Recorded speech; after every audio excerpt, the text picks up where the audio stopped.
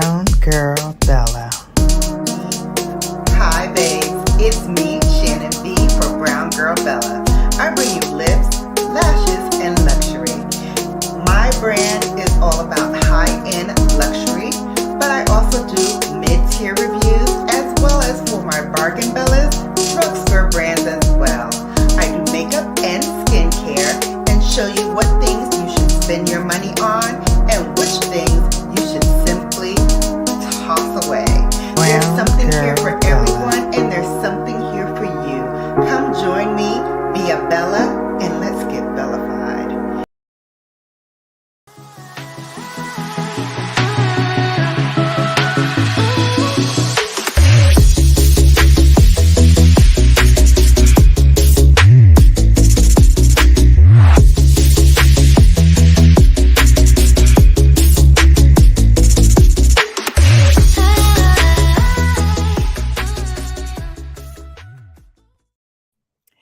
Hello, babes. It is me, Shannon B for BrownGirlBella, back again to bring you more lips, lashes, and luxury. Today is Sunday, and it's time for Sunday Sips with your girl. So, many of you saw the thumbnail and the title for today. We're going to jump into that in just one moment. I'm going to give it a little bit for other people to join in. It wasn't a long intro this time leading up to me coming on, just because I really want to dive into today's topic. I first want to get into a little bit of sad news in the world of pop culture, and talk about that for a little bit, and some other stuff.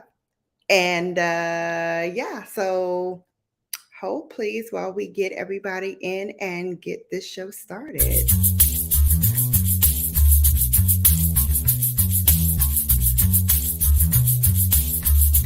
Hold please.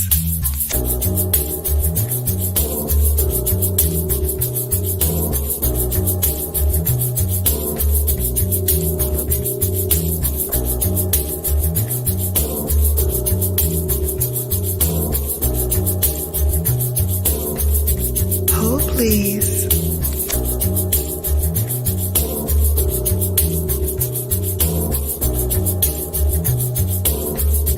Hold please.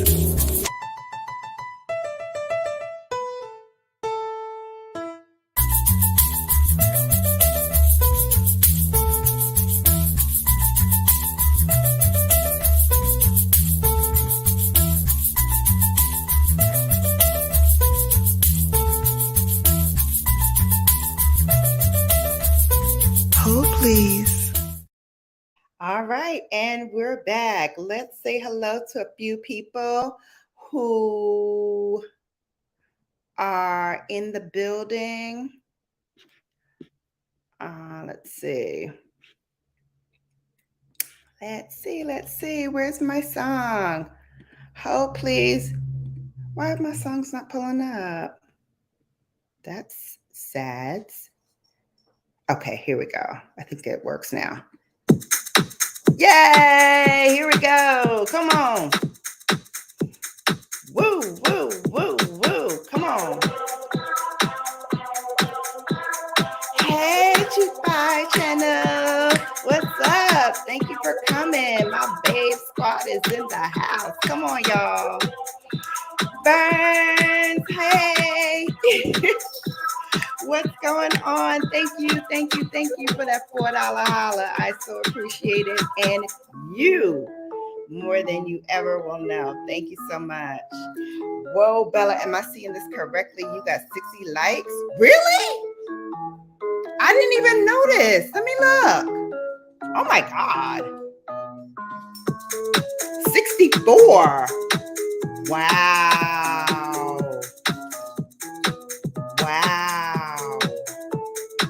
It's been up since yesterday, so maybe that's why. I need to put my things in early. Hey, Ray's doing a dance. Hey, and welcome, Lori. Welcome. You threw me off with that. 64. Wow. Yes, awesome, awesome, awesome. That's great. Hopefully they all come back in. Hey, Lori. Hey, Ray of Sunshine. Yes, come on with the dancing. Come on. Hey, everybody like music. Go music, go music, go music, go music. Yes, 64 was like, baby. Yes. Come on, I'm gonna have to pour my wine early now for that. Yes. Woo. Hang on a second. I see some more folks coming in. Hang on. Okay, I had to twist that a little harder. I'm actually having wine today on Sunday sips. Usually I sip just water. But today, honey, today I had to have the wine, honey. I had to have the vino. So the vino today is the rest of this Portugal wine that I got. It's from 90 Plus. Y'all know if I'm not drinking my own wine, which I do have, I'm affiliated with the wine company. So if you guys want to get some wine, holla at your girl. It's always dropped into the link. So yes. And then this one is 90 Plus. That's the other company that I love. I actually need to get some stock in that company because I'm always buying something from them. So welcome in, welcome in. Hey, Dominant Man. Welcome in, welcome in. Yes. Woo. Thank you, thank you, thank you to everybody who's coming in. Kalinka is a very beautiful song. I haven't heard that one. That beat was made especially for me by Angel from Angel's Army. He has a new channel out now. I think it's called The Heart of an Angel, which is perfect for him because he does have a heart of an angel. So he has a new channel. He and this other guy who made a lot of my beats, actually almost all of them that I play here are made by guidedlion. And he and Angel made that beat especially for me. So I like to play it every time I go live to welcome everybody in. I got the song, I guess, in 2020 because I did a remix called, We're Making Money, Honey from 2020, baby. So I like to talk about that during that song as well and have everybody drop like money bags and stuff like that. But thank you for that. Elevate with Burns saying, let's go. And welcome, everybody. Yes, welcome in.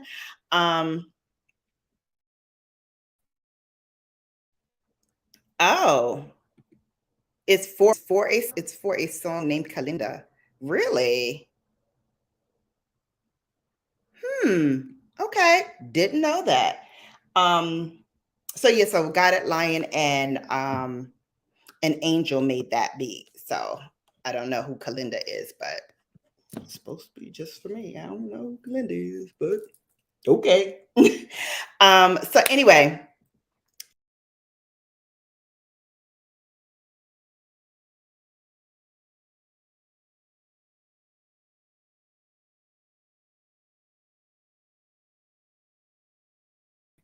Sorry, guys.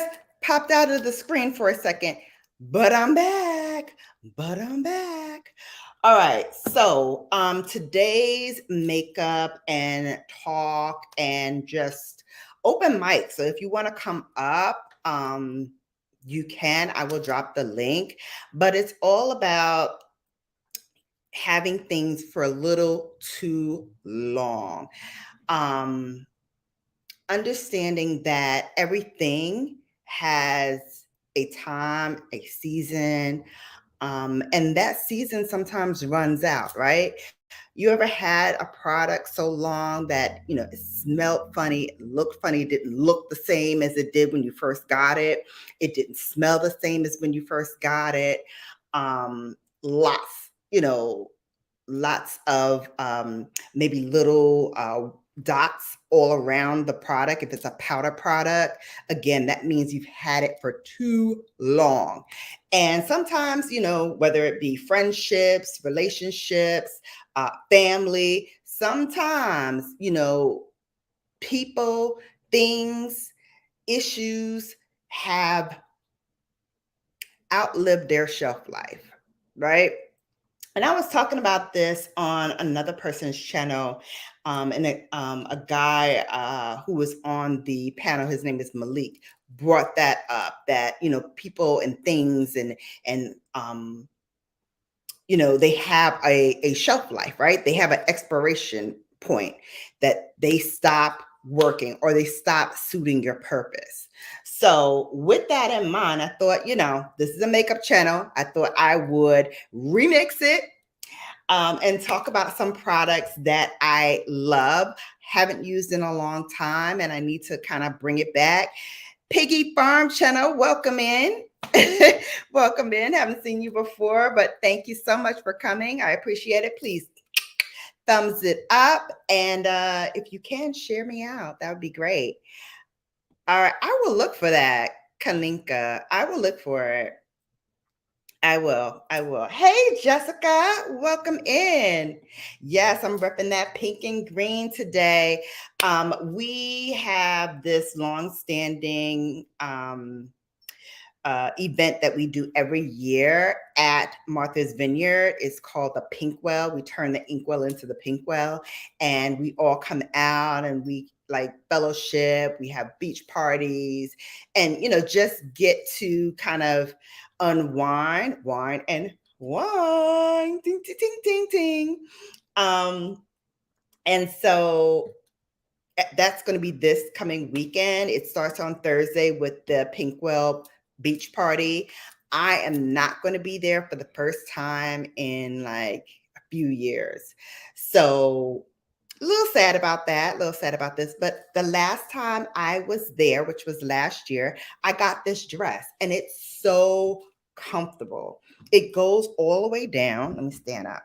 You can't really see it, but it goes all the way down to my ankles and it has pockets. Pow, pow, pow, pow, pow. Which I love, especially when you're doing beach wear.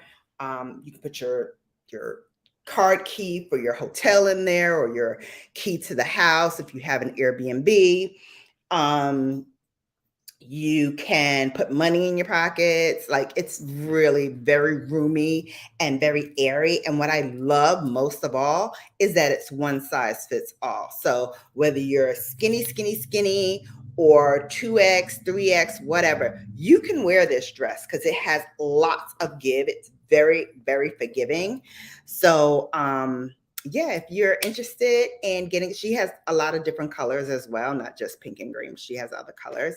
If you're interested, let me know. I will drop her information, or I could DM it to you, whatever you prefer, or I can put it in the description box below, which I put all my links in, whether they're affiliated or not. If they're affiliated, I do get a small percentage back. And if they're not affiliated, it's just for your pleasure. Go on ahead and do what you like. So let's see. Bye. It is expired. Yes. Hold, please. Let me sip to that.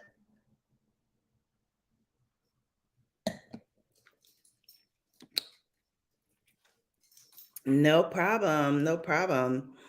Yes. Welcome, Piggy Farm Channel. I guess you are a friend from Chupai's channel. Thank you so much for coming. Yes. Thank you. Thank you. Thank you. Yes. Hey, Angelina, you missed your hole, please. How did you miss your hole, please? Oh my goodness. What's up with that? All right. Before I dive in and I see, some more comments, and I'll get back to those in a moment. Wanted to talk about this lady here.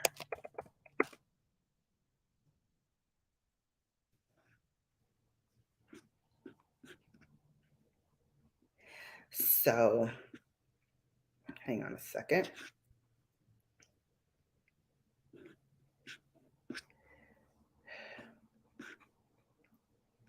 Let me put her picture up.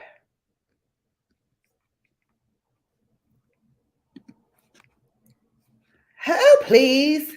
You know, I got to get this thing together. Okay, here we go. So share screen. Here we go. So this lady right here on this past Friday, excuse me, she lost her life. She was a actress. I knew her from a soap opera called Another World, where she was magnificent, magnificent actress in this, as well as many other roles that she played. But she lost her life in a car accident.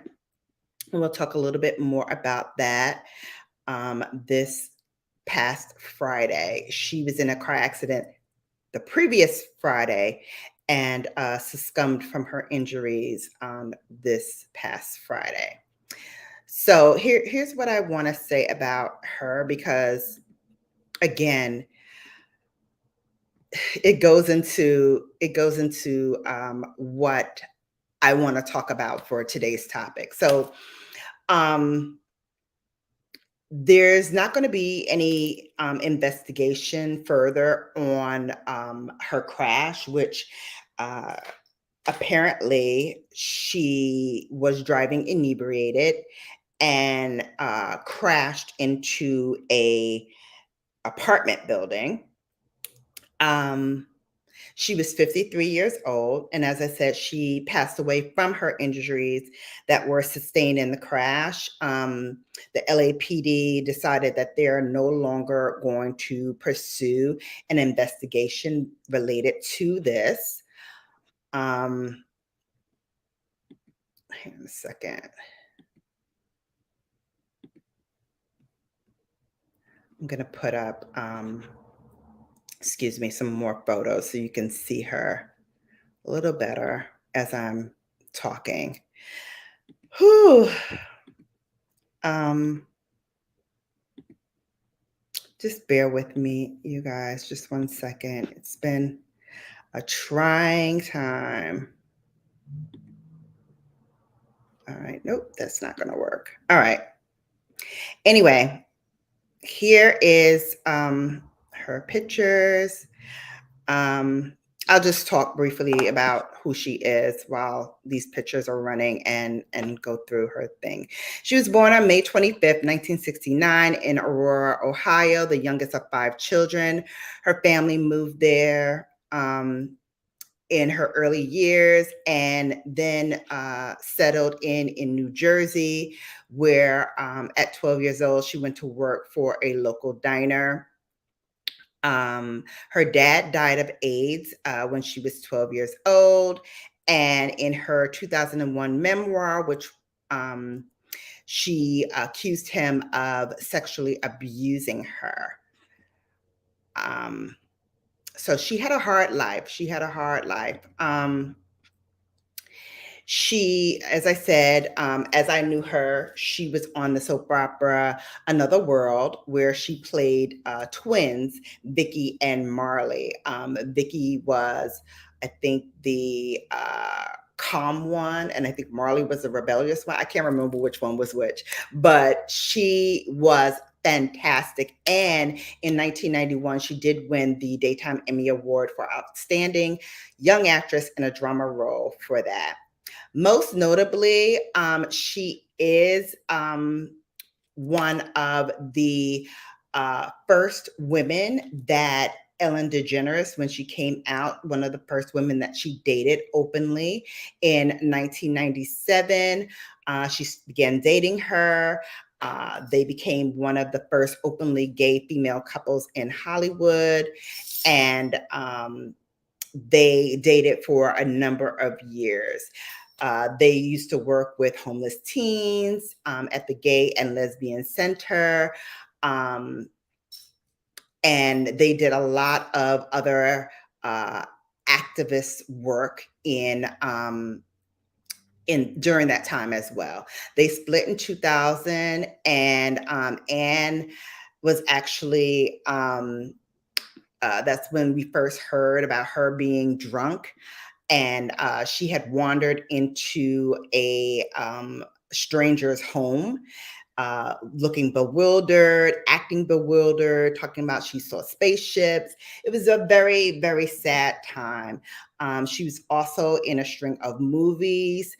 She was in Donnie Brasco. She was in Volcano with Tommy Lee Jones.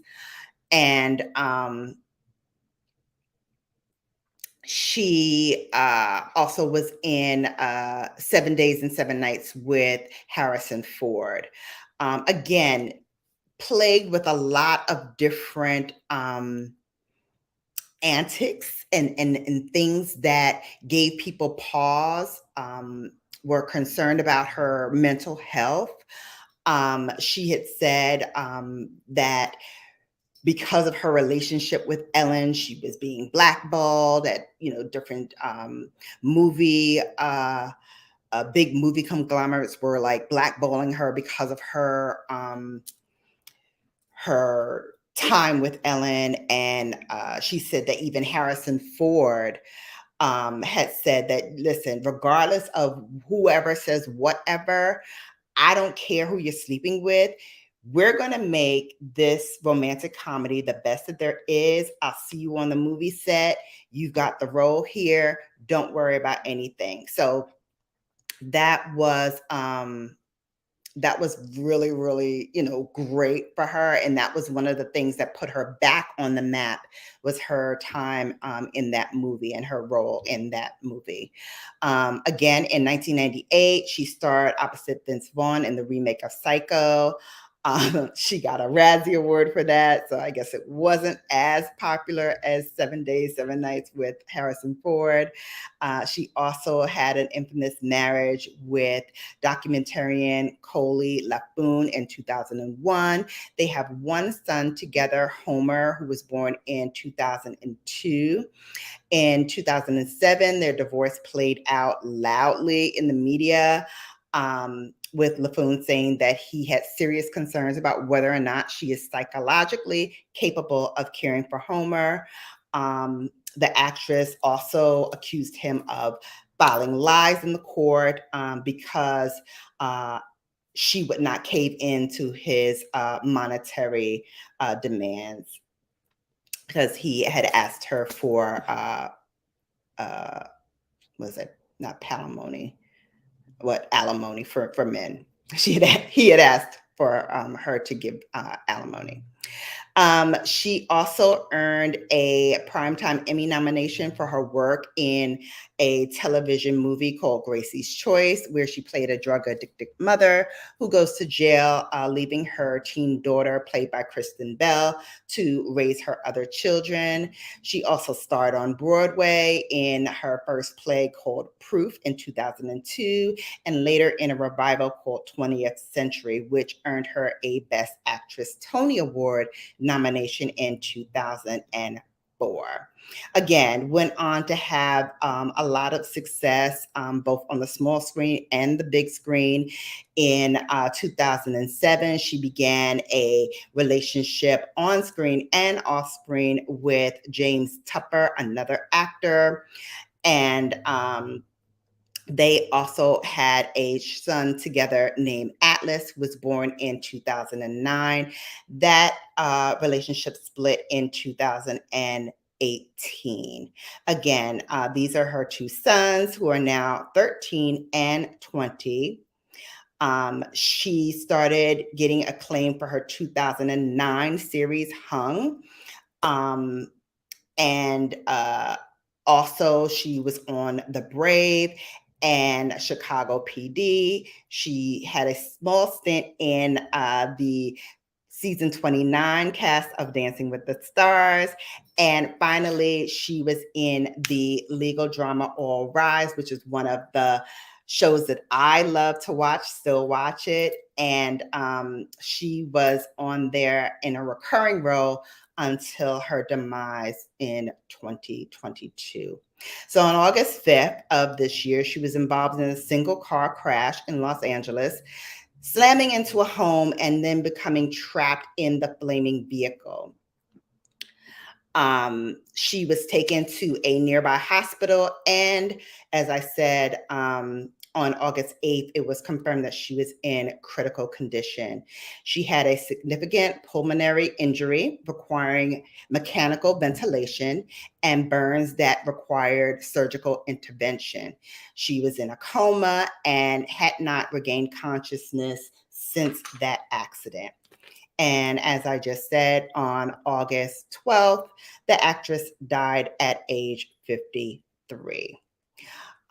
She had, as I said, an iconic body of work. She was passionate and a strong advocate of children's rights, and worked very closely with the LGBTQ plus community. There'll be many things said and talked about with this young lady as she makes her ascent to the next life, the next part of her life, as her physical one is over.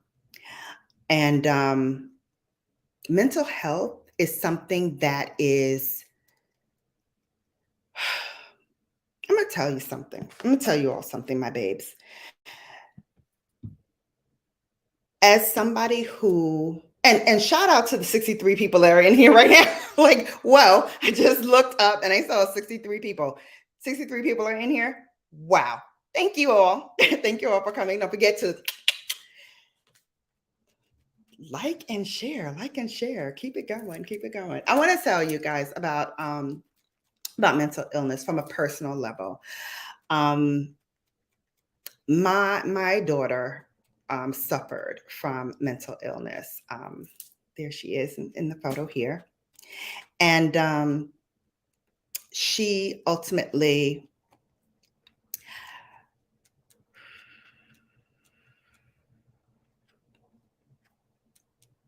I thought I could say this out loud. I can't. I'm gonna digress. Sorry. I'm sorry. She's no longer here. I'll just say that. But she suffered a lot. She suffered a lot. And it is my hope that she is no longer suffering. It is my hope that, and people can infer from I guess what I'm saying, what happened. But let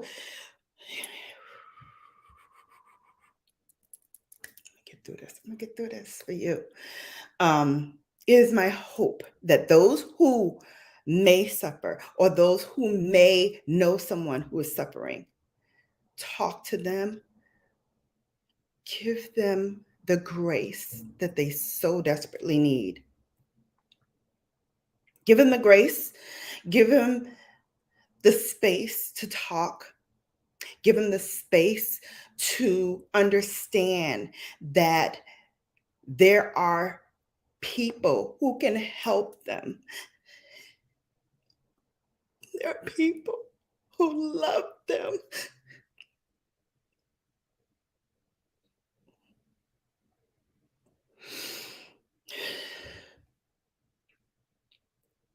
As a mother, you never want to outlive your child, right? That's not something you ever want to do. Because it's painful being here and knowing that they're not. And every day, I miss her more and more. And this story got to me for a lot of reasons. One being, she's the same age as me. And she suffered. And I know what that's like to have somebody that you love and you're seeing them spiral, and they're drinking heavily, or they're doing drugs, or they're just spiraling, and you want to hold on to them. You want to help.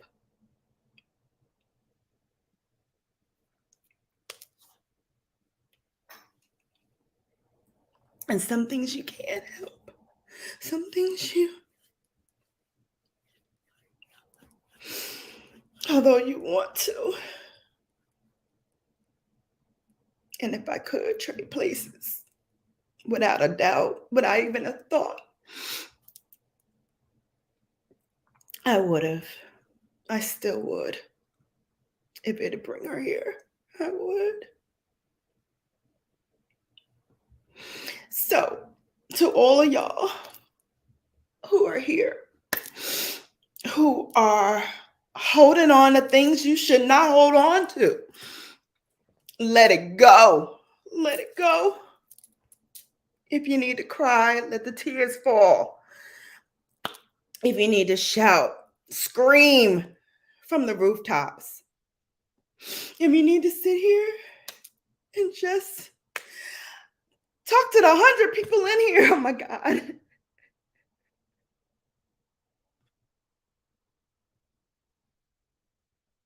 This isn't for me, this is for her.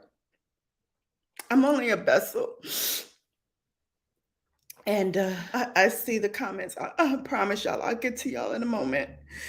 Let me just get it out, what I need to get out before I lose my nerve.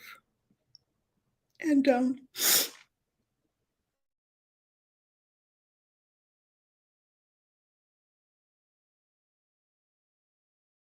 hang on, yeah. Okay. Sorry, guys.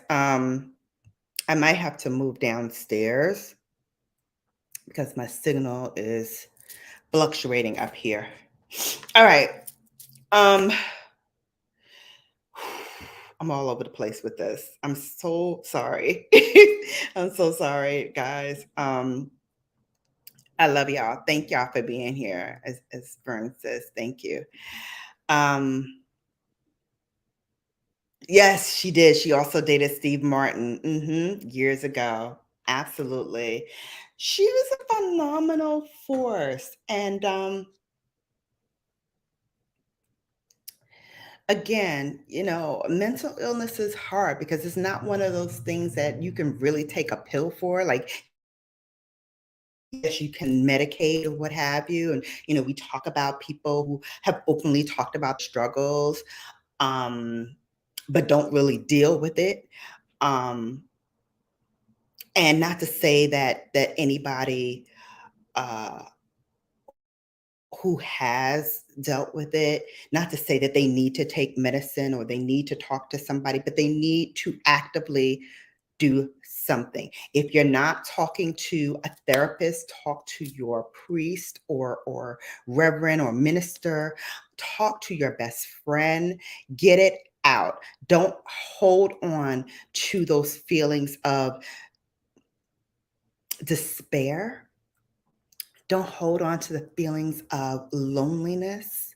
Don't give in to substances that really don't help the situation. Recreational drug use, alcohol, even as I'm sipping wine, but everything in moderation. um, but heavy alcohol use, not good, not good. It only exasperates the situation. As you know, alcohol is a depressant anyway. So as you're drinking more and more of it, you're going to become more and more depressed. So let's make a goal for the 90 people in here right now. Let's make a pact, each and every one of you. Reach out to somebody you haven't reached out to in a long time. Talk to people you haven't talked to in a while. You would be surprised how that small of an effort will change the life of somebody you know. You have no idea. There's been many times when I've been very low because of the loss of my daughter. I've been racked with nerve pain because, as your anxiety is ratcheting up and you're getting more and more anxious about whatever, you will find yourself really dwelling in that despair. Hey, Traveler's Lifestyle, welcome in, Jessica Hicks.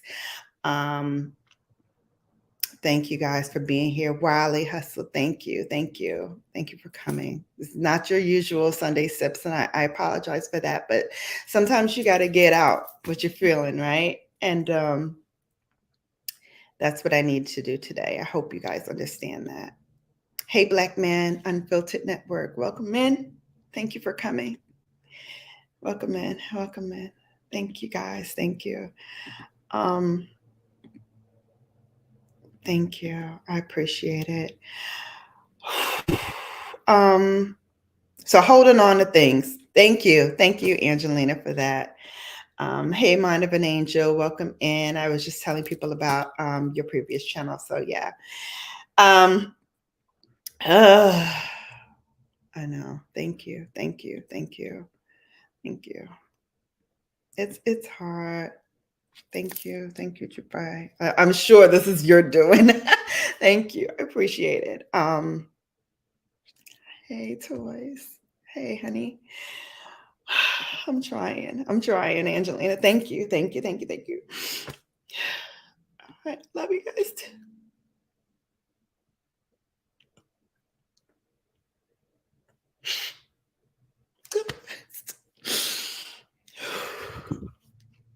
All right. Here's what I will say. My therapy is makeup. My therapy is when I can't get out all that I need to get out. Sometimes I just like to just sit here and create. My daughter was an artist.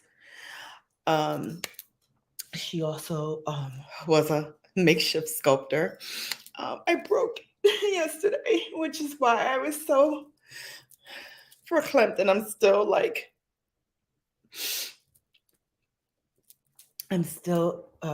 going through it because I broke it, and she broke the other side, and she glued it back. So I do know I can glue it back, but she made this, I want to say probably third or fourth grade. And she made it in pink and green because she knows those are my sorority colors. And she knows how much I love my sorority and how much I love my sorors. And on it, it says, I love you, with hearts and a star. And she always told everybody her mom's a badass. I'm not being very badass today, and I apologize. But and she always used to say, yeah, my mom has overcome a lot and has gone through a lot. And she was right. I have. But so has everybody, right? Everybody has gone through something in life. And everybody needs somebody, right? You are born alone. You'll most likely die alone.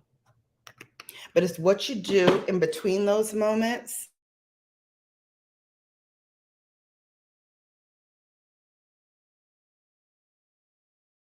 It's what you do in between those moments of life and death that really make and break who you are. And I like to say, for me, that was Kevin Aquan, famous makeup artist, also left this world a little too soon. It's what you do in between those moments that really make and shape who you are and how you show up in the world. Thank you for those hearts, Wiley, my sis. Thank you. Much love to you too, Lori. Thank you. Thank you. Bye. Thank you so much. Thank you. I am trying to, this is for her. This is for her, not for me. Not for me. And for whoever else might be going through whatever else you're going through. Know that if you don't have a listening ear from someone you love, you got one here. I talk to my daughter sometimes for hours. Hours. On nothing. About something. About everything. Didn't matter. And she was very sensitive to others' needs as well. I call her an empath. I really think she was an empath because she felt everything that everyone was going through. And she tried to help as many people as she can while she was on this earth for her 22 years, even though she personally was suffering. The foundation that I put on was by WESTMAN ATELIER. It is a stick. I am in the shade 11. WESTMAN ATELIER is a clean skincare brand. So if you're looking for a stick foundation that is a clean brand that will help you not cover anything, but just give a nice polished look, that's one you can try. Thank you, thank you, thank you. All right. All right. Angelina, thank you. All right. Outliving your expiration. You ever had something in your life, whether it's a tangible thing like a makeup product or a friendship, that was just not right for whatever reason, just not right? Let me tell you something about these expired products. I'm going to call it tired products. Oh, you're so right about that. Not just about the highest attending, but I mean, it's one of the highest attending. It's not the highest attending. But let me tell you something about this. Before I came on, I had a plan in my head of how it was going to be, how I was going to approach this topic. And then I look over my shoulder and I see my baby. And it just turned for me. It just turned for me. It became not just about, letting go of things you need to let go of, but you need to. And I'll tell you why in just a moment. Using today's video, just so you know, is all about, letting go of things that no longer suit you, but also taking a step back and those things that do give you joy, that do benefit you, that you do enjoy, giving a nod to those as well. So while we are saying goodbye to those things in the past that you need to let go of, frankly, you can also celebrate those things like you guys in here, the 100 people that are in here. You can also celebrate, love, and revere the ones who hold you down, who give you a little bit more purpose. Thank you. Thank you. Hey, Trap. Trap and Mrs. Trap are in the building. Thank you, guys. Thank you. Oh, let's go. Let's go. I know. I know. And I would probably still say I'm sorry. Because this is not what y'all want for a Sunday. But I'll tell you about grief. Grief shows up when you least expect it. Because she's been over my shoulder. Let's see, I put her here on Thursday, Friday. And so I filmed with her. It was okay.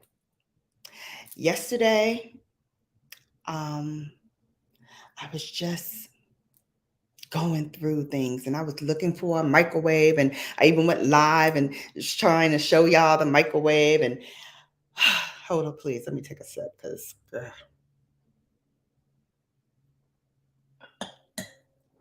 y'all. All right. Trying to find a microwave.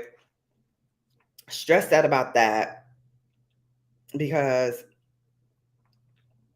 the supply in these big box stores are way low.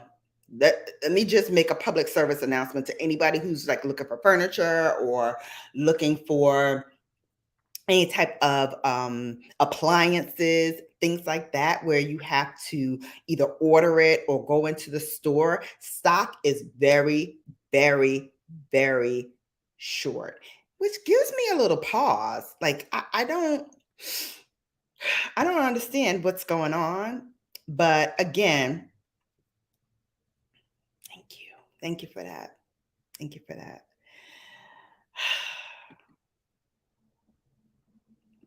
Y'all.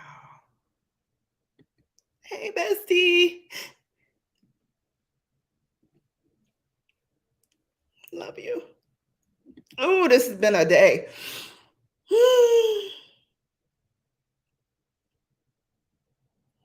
Love you. Oh, this has been a day. This has been a day. This has been a day. All right. Back to our regularly scheduled program. Finding a microwave. Finding anything right now is like finding a needle in a haystack. That was more arduous than it needed to be. And it got me thinking about other things in my life that have been arduous, right? That have been weighing on me, because when I'm a loyal friend, I'm a loyal friend. When I'm a loyal uh, patron of makeup, I'm loyal, right? Y'all see, every time Pat McGrath comes out with a palette, I'm there. Every time a friend needs my help, I'm there. Anytime anybody needs me, I like to say I'm there for them. And I like to say that I'm a good friend. I like to say that when it counts, you show up, you do what's necessary. And there have been people, and there have been people, there are even people right here, right now in this chat that have been there for me. Some of y'all don't even know how you show up for me and how much I appreciate it, because I don't always say it. It's a Virgo trait. I'm not really like that expressive about my feelings and, telling somebody out loud, oh, I love you, or I love you, or, this is how I'm doing. And for me to be on here and showing my feelings and crying and all that, inside, I'm like cringing because I'm like, this is not supposed to be happening. But it's happening. It's happening. And you gotta sometimes let your guard down. And you gotta let people know when you're hurting, when you're upset, when you've reached your limit.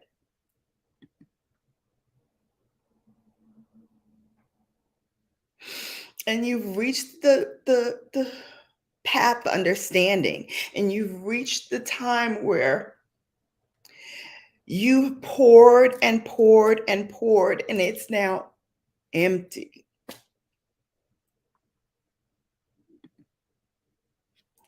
Sometimes you got to get somebody to pour into your cup. It's not all about you sometimes. Sometimes it's about the other person. Sometimes you need to practice humbleness, humility, true attrition for whatever you've done that made the relationship no longer bearable. Hey, Wolf Cook, welcome in. Thank you for coming. Thank you, Angelina. Thank you. I'm going to throw down the ladder in a minute, and those who want to come up and just say hi or talk about, whatever thing you may have. Hey, Cooking with the Cantrons. Thank you so much for coming. Whatever thing you have that you've been holding on to that you can't hold on to it. It's expired. It is way past prime for you to do it. I'm going to tell you what sparked this, because I started to, and then I stopped because, again, grief. It shows up, and sometimes I got to just go with it and let it out. Let me tell you about the live stream I was on yesterday. So I was on a live stream yesterday with somebody who, comes to mind fairly often. And, she's just been on my mind lately. And I've been like, every time she goes live, I've been like popping in and just, giving her some love, showing her some love. Because sometimes, you got to show up for people, right? Like I said, you got to show up. And so I popped in, and there was this guy on there, and his name is Malik. And he's married. His wife is a YouTuber as well, and has a channel. And I haven't really like gone in. I went in yesterday just to pop in and say hello and to subscribe, because y'all know the love doesn't stay unless you go in, watch something in its entirety, and then comment. That's how the love stays. Just saying. So those of you who are in here, the 100 people that's in here, you want to show me some love, please watch a video.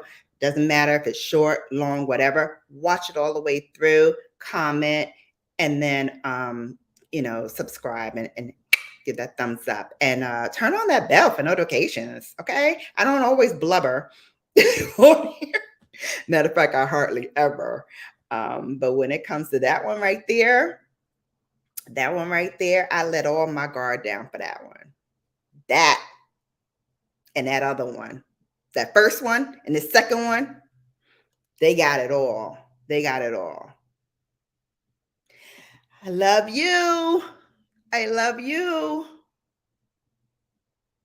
Y'all don't know how this one here shows up for me. Y'all just don't know. That Pisces right there, I rock with her all day, every day. And I will beat your ass if y'all mess with her. To the white meat. Like, I'm not even joking. I'm not even joking. I will take it back to Brooklyn days and beat somebody's tail over this one right here, because she shows up for me. Always. Consistent throughout. That's how friends do.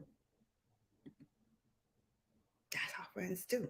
Whether it's she just hearing me cry on the phone, or I'm just hearing her talk about the millennials on her job that drive her absolutely crazy, or we talking about my millennials on my job that drive me absolutely crazy. We give and we take. We show up for each other. We support each other.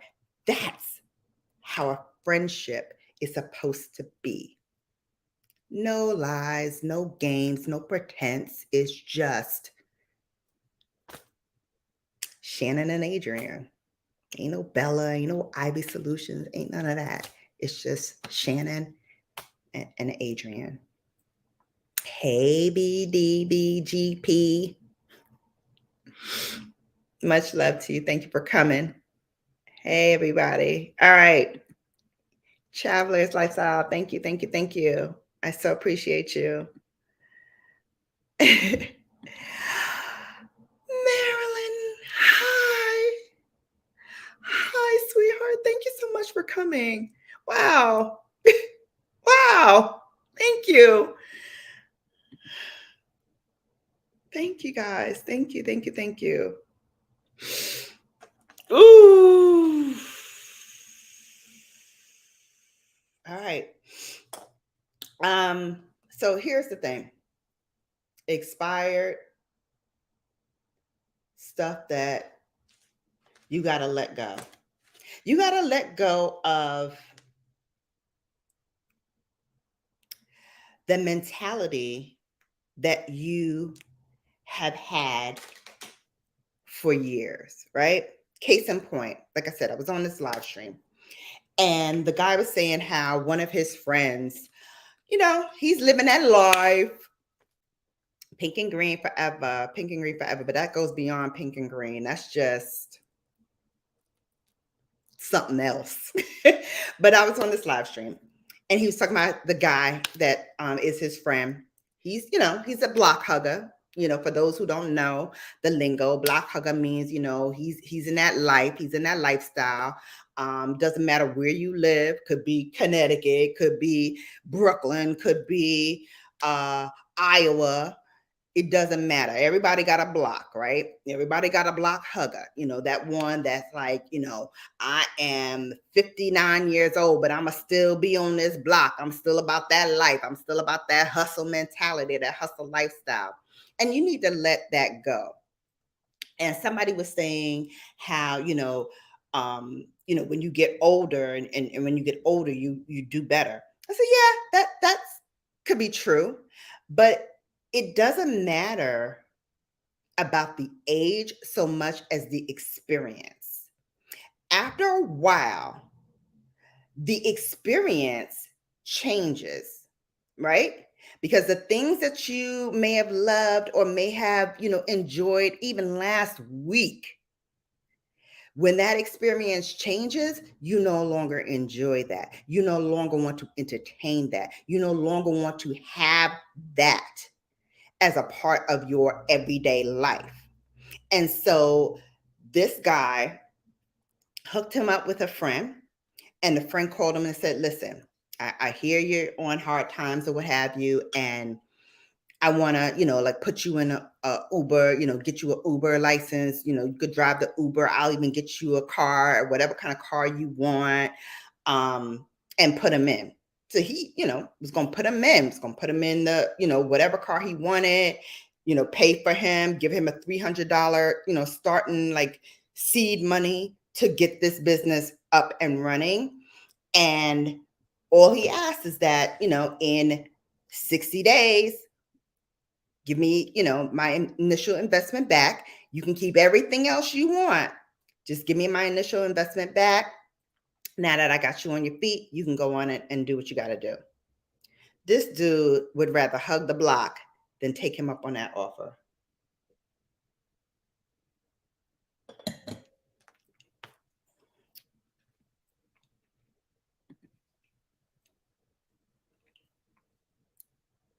I am. I think Michael's might have it. I'll look and see. Or yeah, I'll look at Michael's and see if they have it. Hey, everybody's saying hello. Thank you. I'm just gonna go past because I want to get to this. But do you understand what I'm saying? Like, who does that? Who would rather miss out on an opportunity to get a business that you own? These Uber drivers, they make good money as long as you do what you're supposed to do. Be kind and courteous. Keep your car, nice, even if it's not a nice luxury car or a nice fancy car. Just keep it up, keep it nice. He missed out on that opportunity because he'd rather hold on to, here I go back full circle again. He'd rather hold on to something that he's been doing all his life because that's comfortable for him, that's easy for him, that is a no-brainer for him, than be challenged to start a new business and a new way of life, a new way of living. And that goes for anybody. That goes for anybody. Whether it is your YouTube channel, it's a dress, sissy. It's a dress from Sora Kim. I got it last year, and it goes all the way down to my ankles. It goes all the way down to my ankles. So it might be too long for you, but I think you can hem it. You can probably hem it. It's like an easy hem. But it's so comfortable, and it has pockets. Yup. So yes. So, I'm using WESTMAN Atelier today. And this is number 11. And then before that, I put on the Kevin Aquan. This is the Glow Face. It's like a primer, but it gives you like that added luminosity. Hey, sissy, thank you for coming. They are empaths. And I definitely know this one was. I definitely know she was. And I haven't looked up everything that empaths have and entails, and maybe one day when I'm a little stronger, because as well, you don't know because you came in a little late, but I was in here blubbering, just thinking about everything and seeing her face. Took me smooth out for a moment. All right. Old product, not that old, about a year, maybe 2 years. Charlotte, darling. Bronzer, and I have 2 shades. This one is shade number 3, and I also have shade number 4. I usually switch to shade number 4 in the summertime, but I haven't been that tan this year. I got a little bit, especially on my body, but not too much on my face. Not too much. I'm brown, but not as brown as I usually get. So that's, a product that I've had for a bit, and wanted to bring it out again. The next product is a Chanel. This is a blush called In Love. And it's a really nice kind of tea rose pink color. Doesn't deposit a whole lot of color. You can definitely build it up. But for those days you just want a little something, you don't want the blush to be too heavy. That's kind of how I like to build it up, like just to that level. Because this is an easy breezy, hot, summery makeup look that, if you don't want a whole lot of makeup on your face, you just want to look pulled together, this is a look for you. This is definitely a look for you. Another oldie but goodie. Where is it? NARS Creamy Concealer, and this is in the shade Caramel. Again, when you know better, you do better. And some of us need to know better and do better. Some of us need to know better and do better. Because you can't stay in that same space and time forever. You can't. You can't. Not if you expect to grow, not if you expect to mature, not if you expect to have different results. You can't keep doing the same thing. You cannot keep doing the same thing. I'm going to say that one more time. You cannot keep doing the same thing. Thank you. Thank you.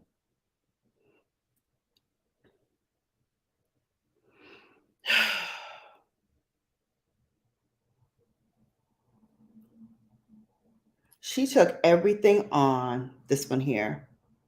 She took everything on. Wasn't even her issue. And nothing to do with her. But she would still ride. At her funeral, many of her friends, especially the first one that her college friends threw, they spoke so eloquently about the things she did and how she showed up for them. That is when I first found out that she even started this closet, because she had told me, yeah, Mom, I'm doing this thing for Sage, which is their on campus equivalent of like the work for the LGBTQ plus community. And she's like, oh, I'm doing this closet. And like, the first thing I want to do is I want to fill it with snacks. And I'm like, of course, because this one here loved a good snack. She loved a good snack.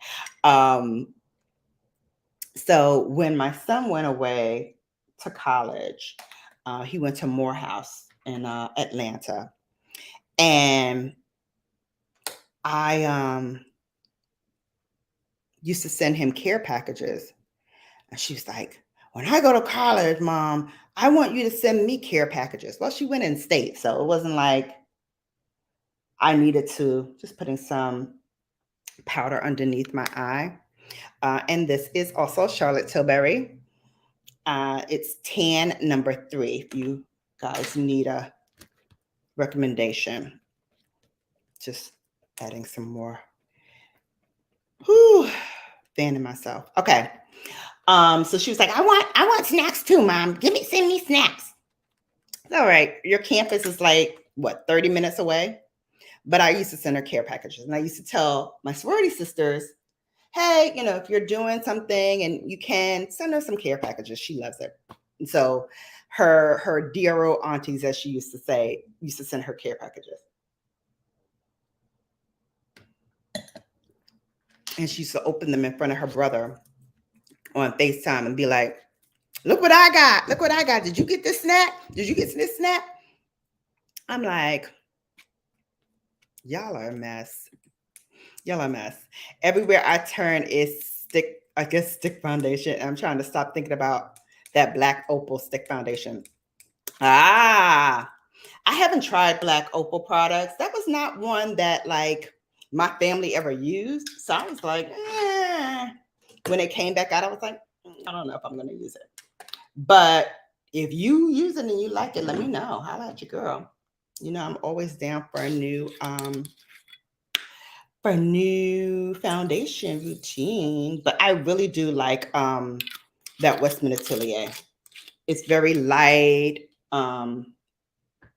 It's just really warm here with the lights. So that's why I keep fanning. All right. So we're going to do a very, very simple eye look. I got a bunch of more singles from Sydney Grace. She had a Christmas in July sale, and I took advantage of it. I bought a bunch of singles. These are just some of them. But I'm going to use those purples because the purple is my daughter's favorite color. And it will go well with what I'm wearing today. And it's in honor of her. So let's do it. Base is already done. I'm going to start with this one right here, that color. And if you want to know what it is called Love and Happiness. Isn't that cute? Love and Happiness. I'm going to take this is an Esom brush. This is the B34. And we're just going to start to just tap it right on the side, just to deposit that color. And then we're going to take a rougher number 27, and we're just going to start to buff that in. Just buff it in. All right. I promised you all I would throw down the ladder. If you could please keep the comments to what you had to let go of, why you had to let go of it. And if you want, you can put it in the comments too, but I will throw down the ladder and we can talk about what we are letting go of, whether it's makeup, relationship, whatever it is. Mo says, I let go of my best friend of 18 years last year. I noticed she was moving different. So I had to take a step back. So I took a step back when I was unwell, and it's been a year and she hasn't reached out, proving me right. Oh, sis, let me tell you something about that. I also had a friend who, again, I thought was a rider for me. I really did. But what I noticed was that every time we had a conversation, it would always be about her and what she was going through, what her focus was, and what's on her mind. And then when it got to me, it was like, oh, I gotta go, or oh, I'll call you back, which of course never happened. And I started feeling like, wow, I feel kind of used. I feel like you only called me because I'm a good sounding board for you and I give you good advice, or I'm a good listening ear for you to spout off whatever is on your mind. But when it came to filling my cup and giving me a little love back poured into me, you couldn't do that. You couldn't do that. And there's a lot of people like that whose sole focus is on what's going on with them and how they feel and what's going on in their life and the wrongs or the egregious mistakes that somebody made to them. And even when they hurt you, they somehow turn it back. So now you are the person whose fault it is, even though they did you wrong. You're at fault. I call that the oh woe is me. Oh woe is me. I can't believe this is happening to me. I can't believe I'm going through this. Well, my grandmother used to say, and I'm sure a lot of y'all heard this expression before. When you make your bed, you have to sometimes lie in it. Hey, sugar. Hey, sissy. Thank you for coming.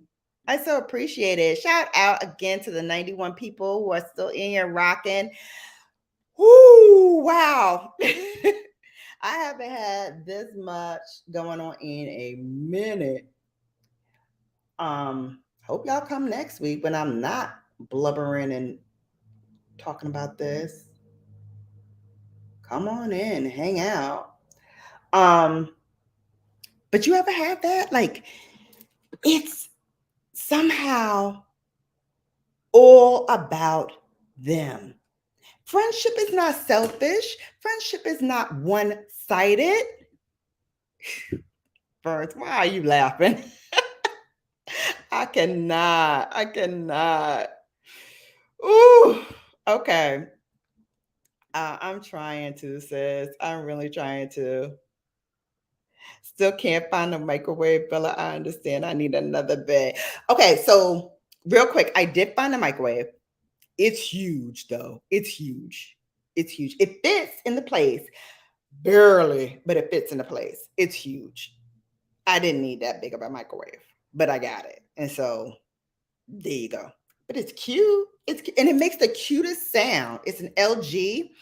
And you know how when it's like microwaving, it's that big loud sound? Well, it's quiet. It doesn't have like that loud noise. And then when it's done, it has like this little like sing-songy kind of like music or something to it. I was like, wow, this is really cute. So it fits in right with like all the other cute things that I have. Okay. Pete's 96 says, I have a friend that I think has let go of me. Maybe it's better that way because I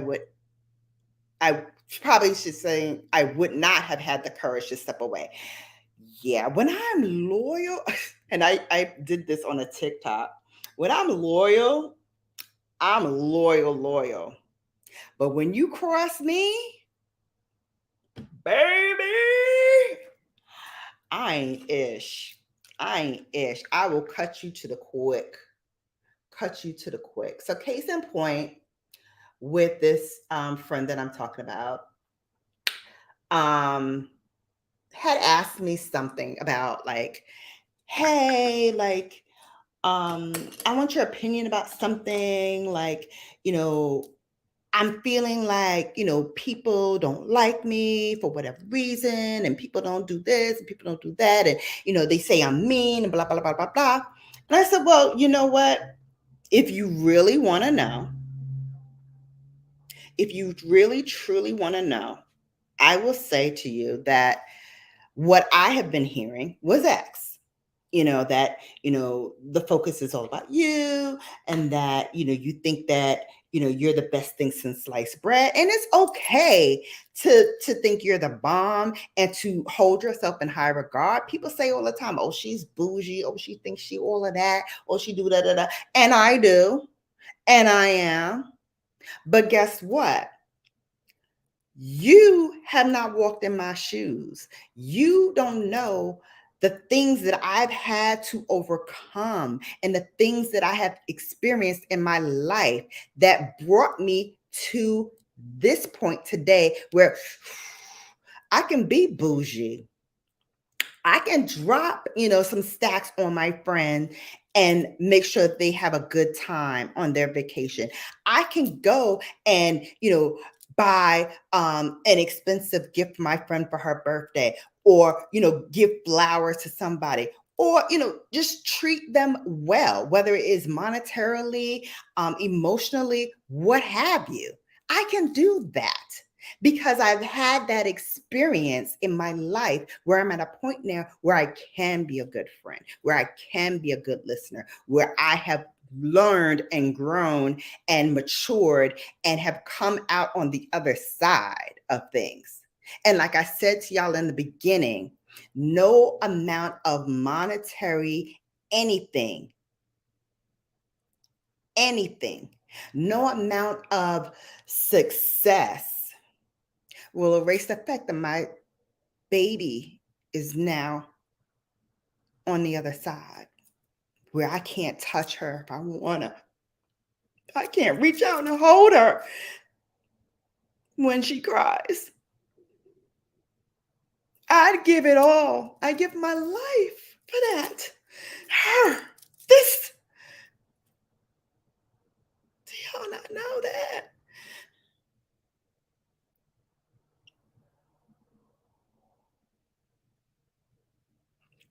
I give my right arm, my leg, my everything for that. And I go out of my way to be kind and nice, and even when I don't get it in return, even when you spit on me,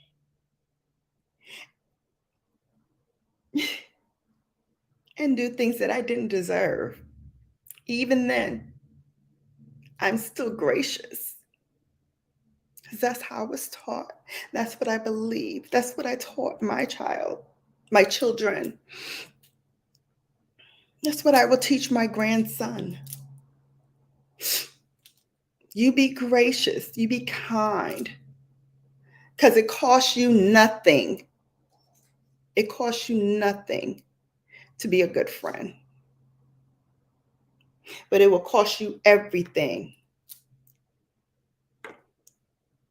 to not be. Let me drop this link. See what y'all got to say. Again, please, let's keep it to the topic. Even though I was all over the place, I would love for you guys to be on topic and talk about whatever is in your life that you now have to let go of. Again, it could be makeup related, it could be relationship related, whatever it is. It could be family related.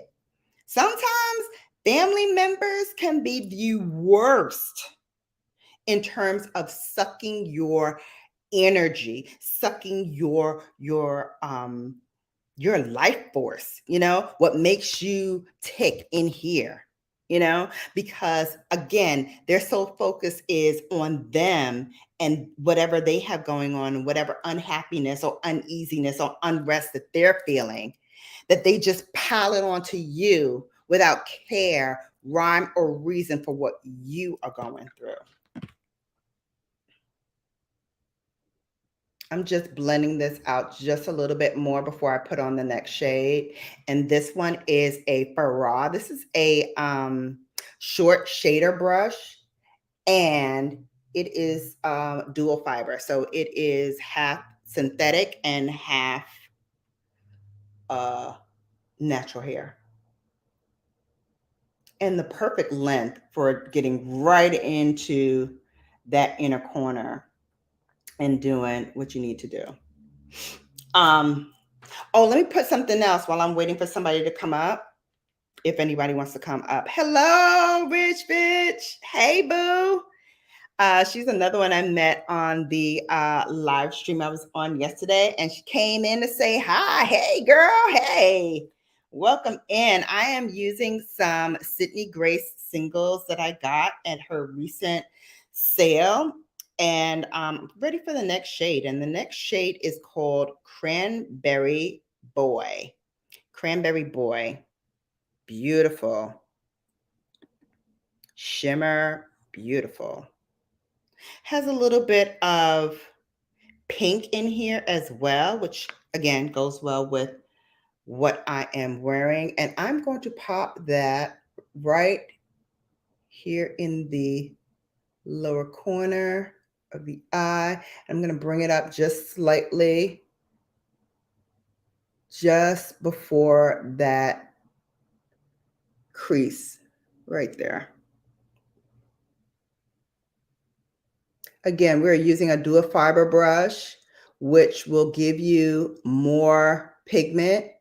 So please, if you are just trying out shades and you're not that good at blending, use a small, emphasis on small, portion at a time and build it up to your desired depth. Hello, beautiful. Welcome in. Yes. Wait, nobody wants to come up today? Elevate. Hey. Awesome. Lori says to Pete, I have a on again, off again relationship that I need to let go of. I don't have a lot of courage. Yes, you do. Yes, you do, Lori. You'd be surprised what you have the courage to do.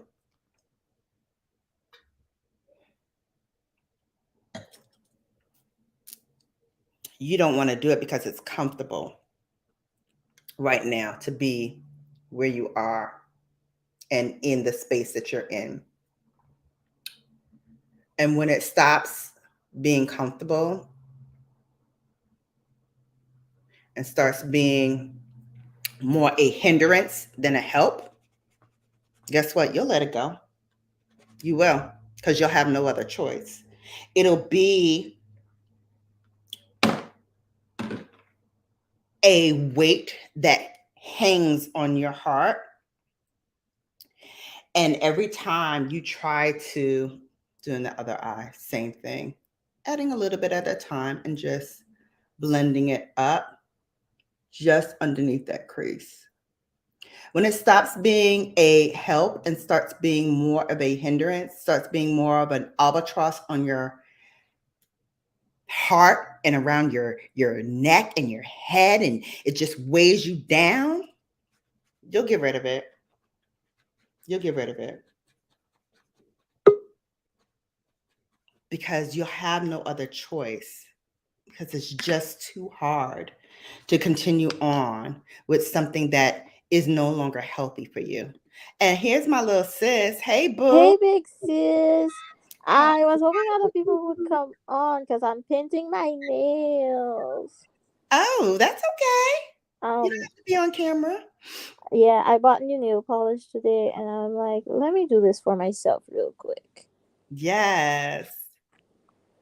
Um, so it's funny that you talk about letting go because I've been like thinking about it all week. Mm, Cause I've been thinking about like my health wise, yes. and I'm like, you know what? I feel like I let go of some of my goals, and one of them is like, having pain relief. Like I made peace with my pain, but Mm-hmm. also another one I've been thinking about, like if I was gonna let go of, is having a car, Mm, because I was saving up for a car, um in 2016 when I started getting these new symptoms, mm-hmm. and I had to use all of that for my health, and I'm like, do I want a car? Is there like things I would prefer? Like what are we thinking? I've just been like having those thoughts all week about, like, is it time to let go of these goals? I've been like wanting a car for so since I moved back here, in fact, and I haven't been able to make it happen. So maybe it's time for me to just move on from that. Mm-hmm. Um, because like sometimes like you want something, but like it might not be like in your best interest, and the minute you get it, you regret it, or like something bad, it leads to something bad. And that's what I've just been like turning it over in my head. I don't know if it's where the moon is or what what it is, but Mm-hmm. it's been just turning over in my head. And like I told you about that friendship, like Mm-hmm. when you're friends with people, and you've been through a lot and you've been there for each other, Mm-hmm. um you think you're going to be there for each other forever, Mm-hmm. and then all of a sudden, then not really all of a sudden, you ignore the signs that the friendship isn't working anymore. Mm-hmm. um okay, I think I have to redo this nail. Oh, let's talk about ignoring the signs. Oh, we Huh, can talk about ignoring the signs all child, day, because child. Because God will show you, right? God will show you. He'll say, not for nothing. But are you looking at this? Because yeah, I'm looking at it. I'm seeing it. And I'm showing it to you. And you are ignoring what I am showing you. and we'll be making excuses. We're not just ignoring, we're making excuses for them. Mm. We'll be Let me like, speak on that one. yeah, God, I see what you're saying, but they're going through a tough time. They just moved, their dog died. But Yep. like those things don't make you a horrible person to your friends. Mm-hmm. Yep. This green is so pretty. And like, She talk about me beating him to the white meat. She's like, she will do it. look, She know. She know. look. We know. Something upset me yesterday, and I exploded. I Batter exploded. And my cousin was there, and he like I'm just chill, but there are things like I just can't take it. And he was like, I was like, he's like, you said nobody don't care about you. I care about you. I'm like, you were not involved in what I was saying, first of Yeah. all. And he was like, I was like, but you know what? New game plan. I need to be more violent. They need to think I'm What? going to. I was like, I need to be more violent. They need to think I will follow through on those threats that I've been threatening. And he said, you threatened to kill people 10 times in like 5 minutes. Because sometimes, as my grandmother used to say, if you can't hear, sometimes you need to feel. Tell me about it. Tell me Let about me say it it. again for the people in the back. Sometimes when you don't hear, you need to feel. Some people just need to feel. They need to feel. They need And to feel. And like some people are just too comfortable disrespecting you, and they need to know that that's not okay, and you're not gonna stand for it, and you're gonna stand up for yourself, you know. Baby. And especially the people that we ignore the signs, you know, Mm-hmm. because it's family, it's family. But or that's my boo, that's my ride or die, and you out there riding or dying for them, and they are not riding or dying for you. Let me tell you. That to me is the most blatant form of disrespect. When you put yourself out there and you are riding for a person and they just ish on you. They just ish on you. Look, I had someone this weekend, um and you know we were close. Okay, I definitely should stop with this nail. You see me, they're ignoring the signs with this nail. Thinking the top coat will fix it. The top coat will not fix it. And we were close. Whatever I had, I would give to this person.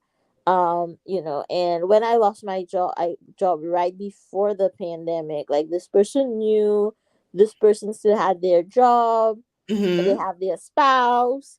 And um and one day this person asked me to borrow $250. And Oh. I'm like, I am just like only making whatever I make off my YouTube and my Patreon. Like, how would you think I have $250? You know what I mean? Hmm. But some people, like, when they say they don't have any money, they don't mean they don't have any money. They just mean like they have money. They don't have money. They'd rather touch. You know what I Right. mean? Like they don't want to touch their savings. And I think like she thought that's what I meant, but I meant like, I don't have any money. I'm keeping minimum balance in my account so they don't charge me fees. And I Hmm. was like, I don't have that kind of money. And ever since then, like, she was moving different.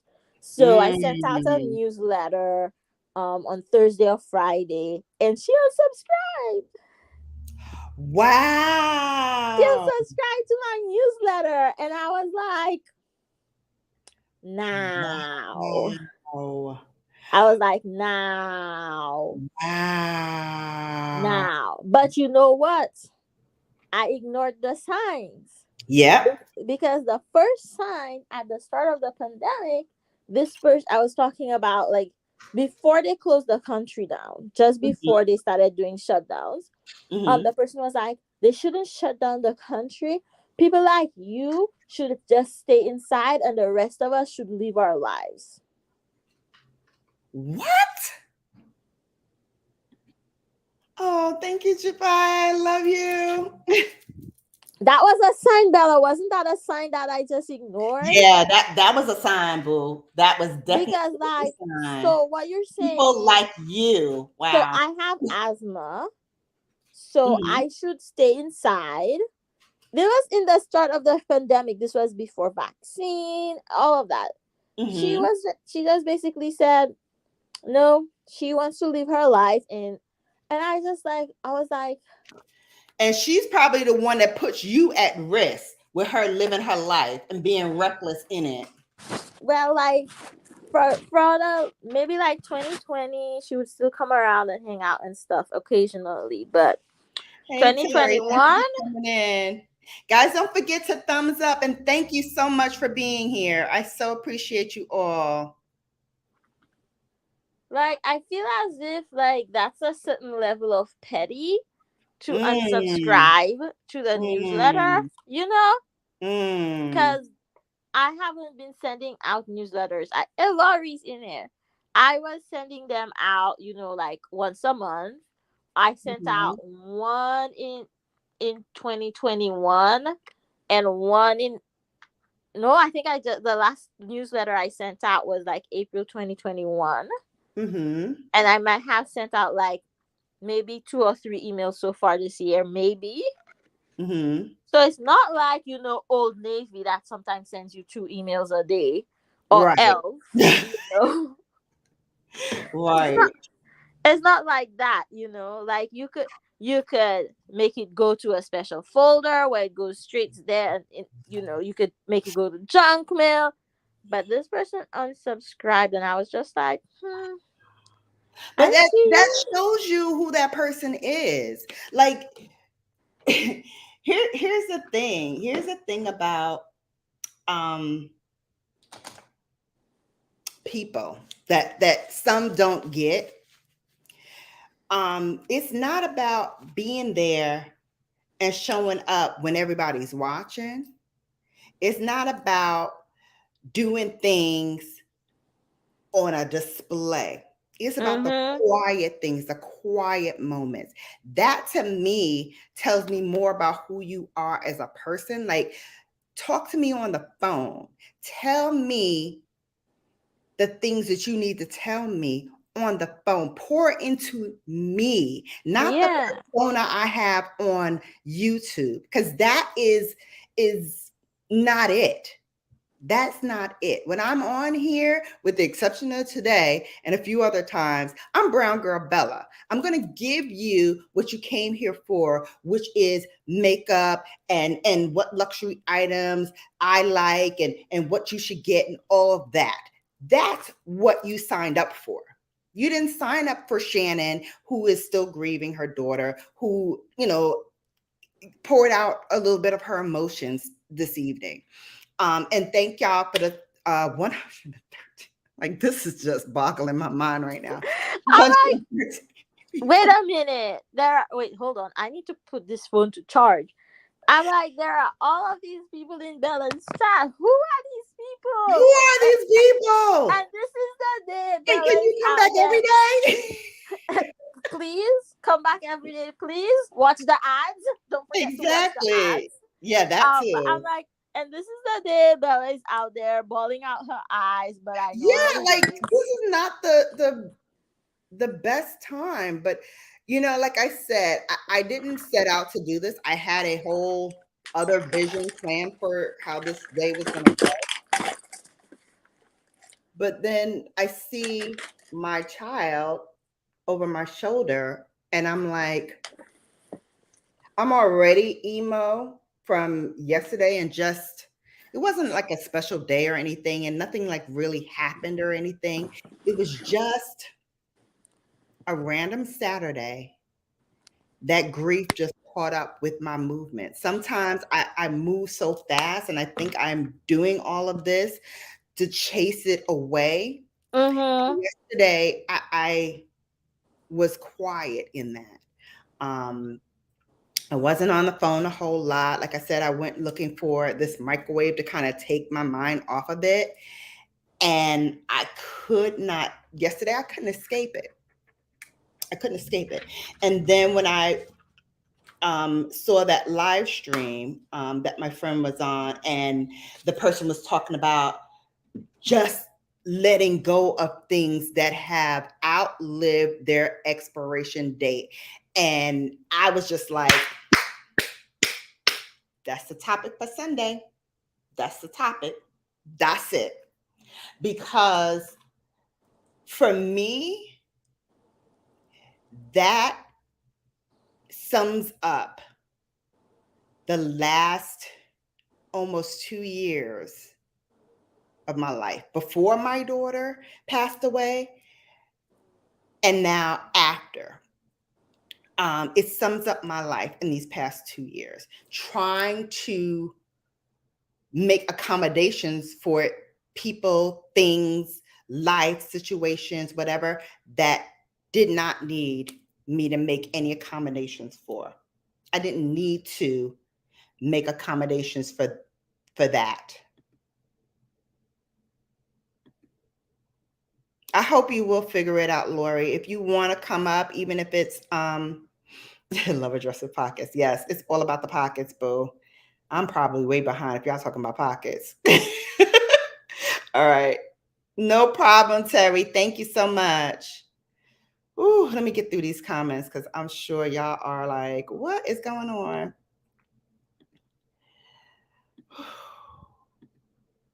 Thank y'all. Yeah. She was family. She's trans. Well, she came out as trans before she passed. So um, yeah. Oh gosh. Uh-oh. Yeah. Hey.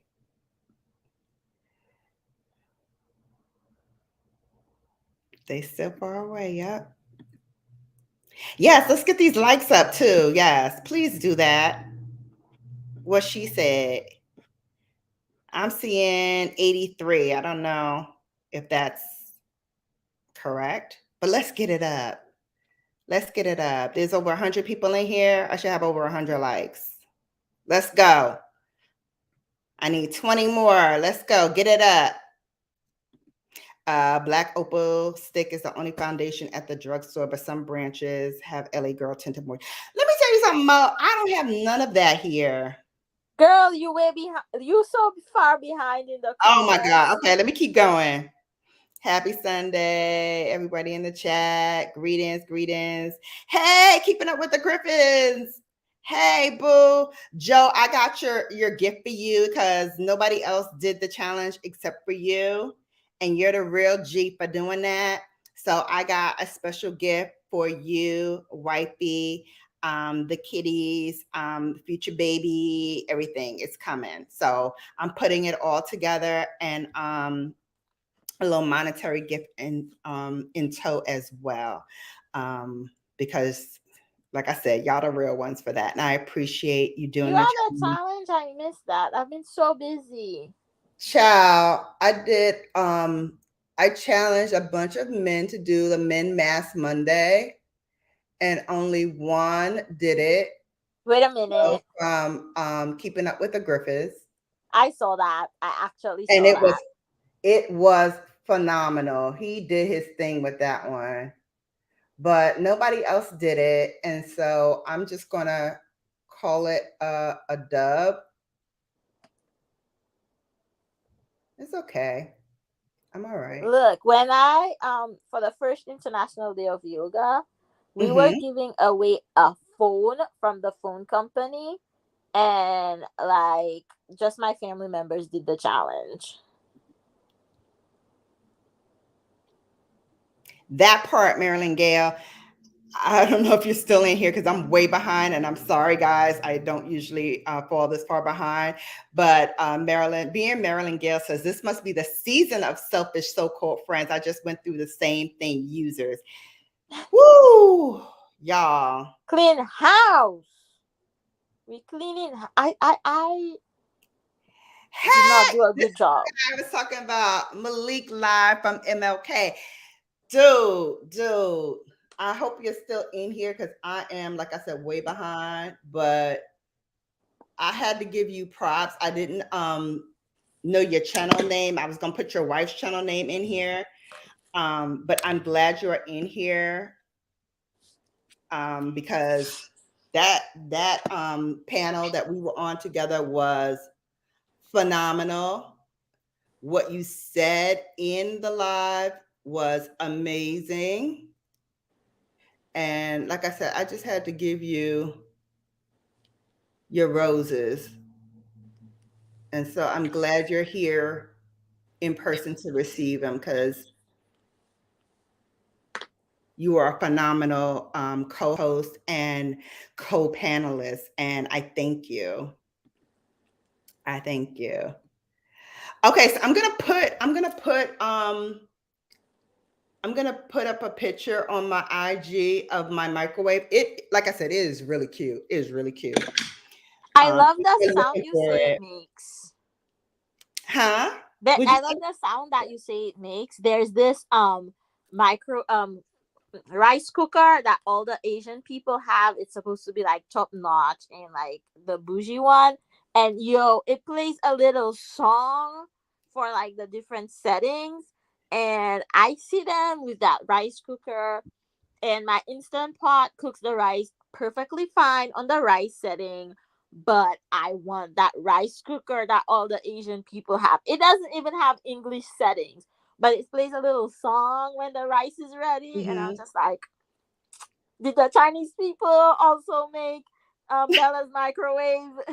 Well, it's by LG. It's by LG, and it makes like this little sing-songy noise. It's really cute. It's just huge. It's just huge. But I think the smaller version of it probably does the same thing too. Probably. Let me just address toys, because she made an interesting point. This friend, she said, lost their sister, and she wonders if maybe she was not there enough. It's been hard in this pandemic with my mom and my declining and my mental health. Like, do I have the strength to follow up? Let me tell you some toys. It Even if you sent, and I've done this, so I know from experience, even if you send her or him, whoever it is, even if you sent them a text with like praying emoji hands, or in this case, I have a sorority sister who, like, we talk every now and then, but whenever she like sees me like post something of my daughter, or even when she doesn't see me post anything of my daughter, even if she's just, I'm on her mind, she will send me like a hug emoji or a pink and green emoji, because she's also a sorority sister, or she'll say hugs, or just, I'm here. That means the word, that little emoji, you don't know. Sometimes just that little bit of effort meant the world to me, because people don't understand. Like, they're there for you up until the funeral and at the funeral and whatever. And then the minute all the fanfare is gone, and the funeral is over, people go back to their lives. I know, I've done it too. Go back to your lives. Go back to the land of the living. Maybe it's too much. Maybe, you're just not that type of person that can express grief or express how you're feeling about grief. Well, it takes nothing to send a little emoji, praying hands, or just say, listen, even if you want to just cry, scream, beat your chest, just be in your feelings for a minute. I'll listen. I won't say a word. I'll just listen to you. I'll just listen to you.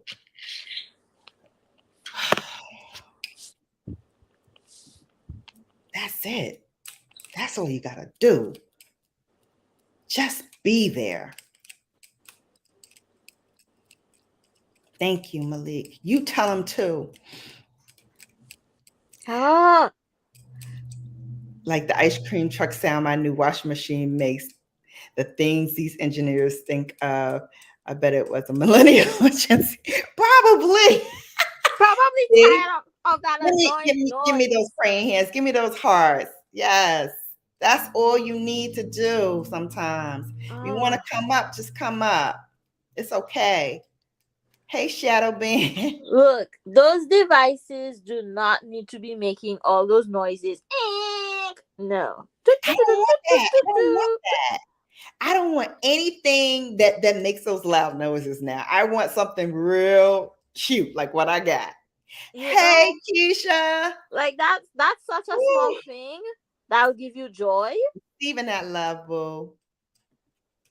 It'll even make it easier for you to like be like willing to like go up and feed yourself. Cause Miss Lady. Go the ahead, way boo. the way I watch that counter, so that I can try and get that microwave before open before that last second, so it don't go. Mm-hmm. Malik, if you can come up, I'd love for you to go over what we talked about yesterday, about expiration date, and talk a little bit more about your friend or whatever else you want to talk about. If you want to expound more on and build upon what you did yesterday, come on up if you want to. The link is in the chat. Would you like to see my nails? Of course. You're done? Let me see. Well, I'm giving up. Hold on. No, don't give up. Hi. Oh. I'm wearing a top. I was like, hold up. I'm wearing a top. Hold on. Let me. Okay. There we go. Wait. There we go. That's a little better. Okay. Oh, they're pink and green. Aw. I'm not a soror, but pink and green are my favorite colors. I thought it was like a more muted pink, but yeah. So this index finger is like doing the most, and this is the brand. A little Q-tip and just clean around it. This is the brand I got from the beauty supply store. Oh. And so this is the other hand. Mm-hmm. Cute. So cute. I thought it was I painted my own nails in like so long. Look, I don't have other people do my nails money, and I wanted to get some sparklies, but you know what? The beauty supply store is dangerous. So I took the pictures of the sparkly shades that I wanted, and I'll get them later. I'll ask someone to get them for me because I don't intend to leave the house other than for work until the end of September. It's rough out there. Yeah. Listen, I am with you on that. I'm gonna start like ordering a lot more online than going out, just because I looked at another news report and the cases of like the monkeypox have grown up exponentially in the last couple of weeks. Like, ooh, it has really become almost like the first wave of the pandemic numbers in terms of how many people really have been exposed to this thing. Because they also found polio in New York City wastewater, which means there's a lot more cases than the one that have been reported. Mm-hmm. So that's also pretty scary. But I know I got my polio vaccine because I know I got the live one, the one they used to give under the tongue when I was in kindergarten. They came into the school and gave it to us, and I did not react well to whatever it was they gave us because they gave us a bunch of stuff and an eye test. And I don't know what it was or if I was just like overwhelmed. But I remember clearly being 4 years old, standing at the door to the classroom and just bawling my eyes out for no reason. And I couldn't stop. Like, the only time I've ever been that like distraught and uncontrollably like crying was one time in college when birth control didn't agree with me, and when I woke up from my surgery and I was just crying asking for my mommy. Oh my gosh. All right, so for my bargain babes out there, Maybelline Sky High, she the truth. Her brush head is very flexible. So if you need to like curl your lashes like I just did, it does it effortlessly. That's the one I was telling you about that I want, and it was in your purse. Yes. It's sitting in my Amazon cart right now, but I'm like $8. I have like, I think it was less for me. I can get it. Send me your information. I'll send it to you. Okay, cool. And my aunt just sent me a huge care package, you know. Ah. It's a complicated thing, but it has conditioner, and that's what's important. Because they didn't carry the conditioner I like here, but when I went to the store, oh God, I've left the house so many days. On Friday, I saw they had it. It's a coconut, Hask is the brand, and it's their Hmm. Manoi coconut oil. Like it touches my hair, and my hair is just ooh la la, so soft and manageable. Listen, my grandmother, listen, she was a Southern woman from South Carolina, little small town outside of Columbia. Literally, we were passing through, driving on our way to, I think, Denmark. Yeah, Denmark, because we were burying my grandfather, and he was from Denmark, South Carolina. So we were driving, and my grandma was like, "Wake up, wake up! We're about to pass my town where I was born." I opened my eyes, and she was like, "We just passed it." That's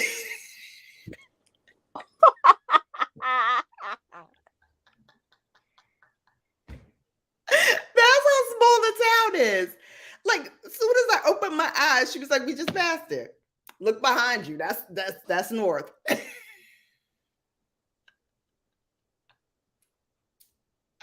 So this small town, she came here to New York in her 20s, married woman with a baby in tow and her husband, and made a life for herself. She took care of children in her home. She was a licensed daycare provider. Back in those days, you can do it from your home. I don't know if you still can, probably not with everything that's going on. But she raised tons of kids, and she raised me. And although I lived, like I said, in the hood in Brooklyn, it was the hood.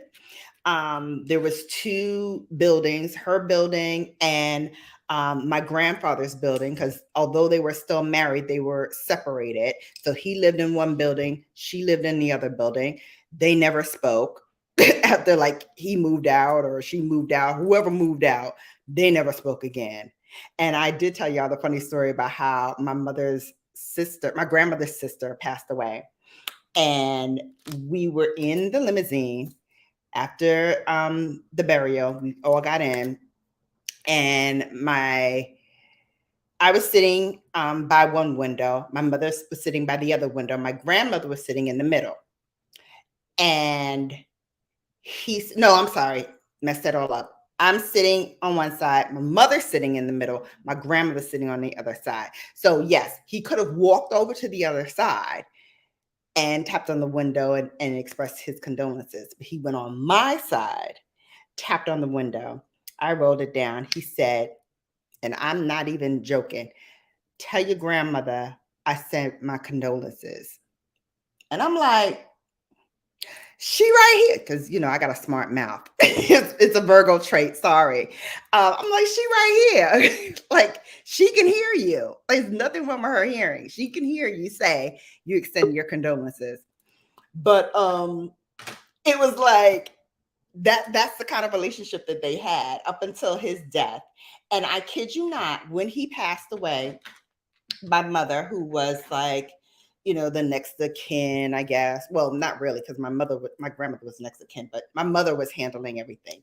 And so my mom, asked my grandmother, like, "Okay, what should I do? Blah, blah, blah. I don't know, like his day at his house. And, if he had money laying around or his bills or what, I don't know what to do." And my grandmother walked her through like everything, like she used to live there.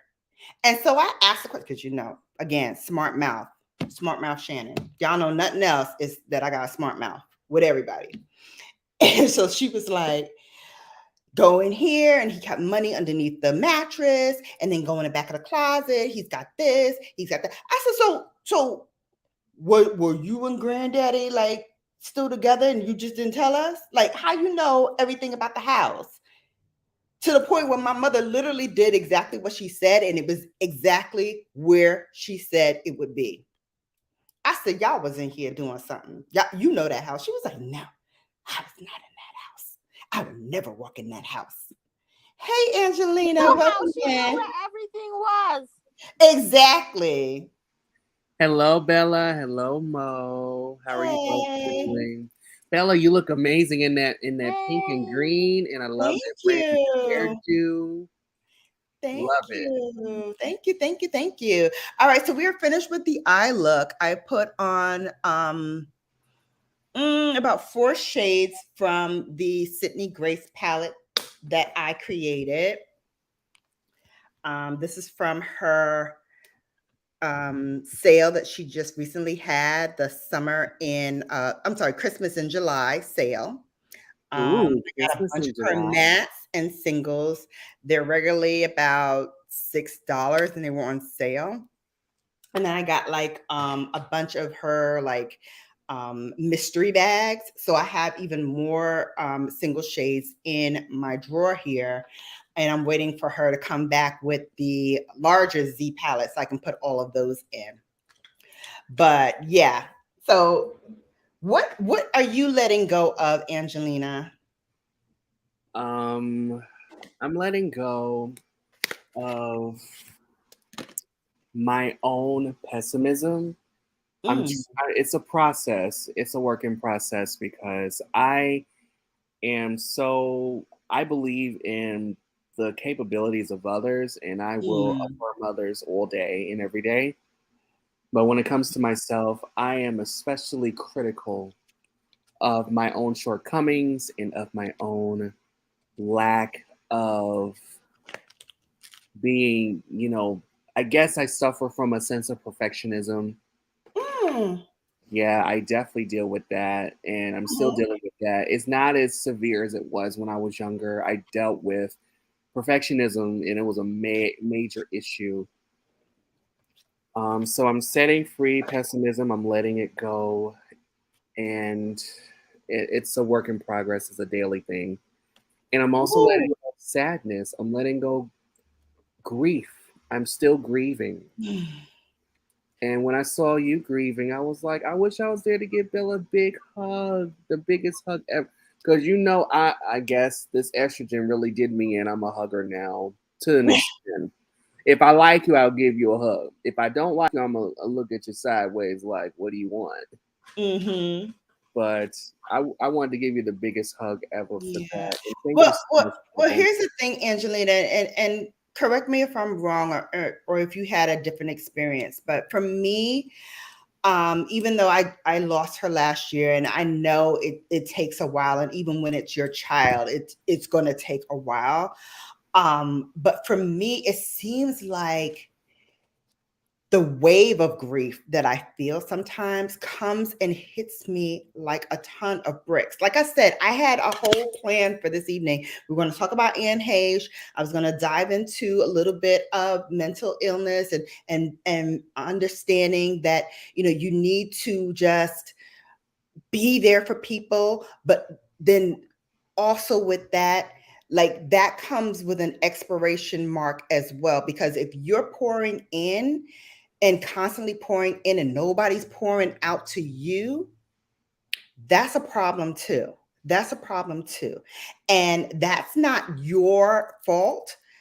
And you should not take that on. But I think with my own grief, I sometimes, and it's hard for me to let my guard down with someone. It's very hard. I noticed. It's very hard for me to let my guard down. And when I do, and then I'm disappointed, it's even harder for that next person. And that's my own detriment. But my question to you was, when dealing with your grief, is it did it come in like a wave like mine does, or are you like feeling it and then it just comes, or like how did it show up for you is actually what I'm asking. Like how did grief show up for you? So for me, I felt very numb initially. In Mm. public, I felt numb, and people would ask me, "How are you holding up?" Or they would call and say, "Do you need anything?" And I mean, at the time, I was wondering why I felt as if it was all ingenuine. It was not. Mhm. And for me, I didn't really need much of anything personally. It was more so her immediate family who needed stuff. Mm-hmm. And um, in public, I guess I just wanted to not be the one that was in shambles. And then at home, that's when the waves crashed, and that's when tears came out several times a day. In the car, tears came down several times a day. I might hear a couple certain songs, and then tears would come. I would have to have some napkins in the car and in the purse. Luckily, it didn't happen in public, but there were a couple of close calls, and there were a couple of times where, in front of a couple of friends, where I was able to be that level of vulnerable, and it really shows that that hurt is real, and it just does not. The hurt doesn't go away, but I think over time, and as we come to terms with the fact that they fulfilled a purpose and that they were able to teach us something and that we learned from them. That's how we know that the time may have been right, even if we weren't really ready for their departure. Mm-hmm. And so, to answer your question, it came like waves when I was alone and when I was at home and when I was in the car, but not so much in public for the first several months. And this was for my best friend who I lost. Yeah, I figured that's what it was for. And then for the other deaths and for everyone else who passed away, like losing my father and losing my grandmother and losing another friend of mine and losing my aunt. And this happened within the last 5 years consecutively, with the exception of 2021. Um, it was a little different. I felt numb, Mm-hmm. and the waves came when I was alone. And I've noticed that more Mm-hmm. so happened when I was at home or when I was alone. But when I was in public, I just kind of had to keep a stiff upper lip. And I wish I could crash, but then the people I was around, I didn't trust them as far as I could throw them. It Mm. wasn't like I had someone who I could just collapse and just. I couldn't even do it with my therapist, not very often. Not Mm-hmm. when speaking about that. There were other things where I could with my therapist. But when it came down to that, I just had the most difficult time. Mm-hmm. Um, So yeah. I get that. I really do. And about therapists, because I was talking to another sorority sister of mine who also pops in from time to time. She is at a brunch today, which I was supposed to be at, but I had this, and then I just was not in the mood for Yeah. all of that today. Anyway, she was saying, maybe that therapist wasn't a right fit for you. Because I've been thinking about going back to therapy and doing more therapy, but I feel like it wasn't giving me what I thought it was going to give me being I in it. And I felt like I could probably work this out by myself. And that's also me. I'm a loner. I do things a lot by myself. Yeah, my grandmother was the same way because she was a Virgo just like you. She Yeah. would work things out by herself, and I loved her down, and I'm trying not to cry right now thinking about her, but um, she worked. Listen, if you need to, just go ahead on and do it. Look, if I could do it, everybody can do it. Maybe off camera with you, I might do it, Bella. Yeah. Maybe off camera, but I will say that what I learned from all my years going to therapy is that the moment that you're even asking the question of is this therapist right for you, or that there may not be more for you to do with your therapist or psychiatrist, it is definitely time to switch up and get a new therapist or get a new psychiatrist. Mm-hmm. Mm-hmm. And so if you even have to ask the question, Then you need then, to move then on. you need to move on. And it's okay to move on. I mean, it's Mhm. hard because I can say for me, one of the other things I struggle with too is I struggle with abandonment issues. Mm. because one of the things that is very quietly kept in the world of mental health is being a therapist can be a high turnover. You know, it's a high turnover industry. Sometimes a therapist can be around for 2 or 3, 4 years, maybe 5, maybe 10, but usually 2 to 5 years. And if you build a relationship with this person and they leave, what happens with me is I feel abandoned. I would feel like I did something wrong. And what can I do to convince that person to stay? Because I value that relationship, and it may not be a friendship or anything, and that's something I still struggle with to this day. I know it's not a friendship, but it is a relationship that I respect and that I cherish and that I did not want to end. And so what would I do, or what can I do? What can I say to management to do what they should do to keep you here, keep you happy? And sometimes there's nothing you can do, and that they rather move forward, and that's okay. And then the hard part really begins. I cried every day for 2 weeks after my last therapist left. And I have another therapist for a few months because they were looking for someone and who kind of fit what I was looking for. Because one of the other things I wanted was I wanted a Black therapist. And I wanted a Black therapist. They're sometimes the hardest ones to find. And then when you do find them, they come with their own kind of baggage that I'm finding that is not conducive to every personality.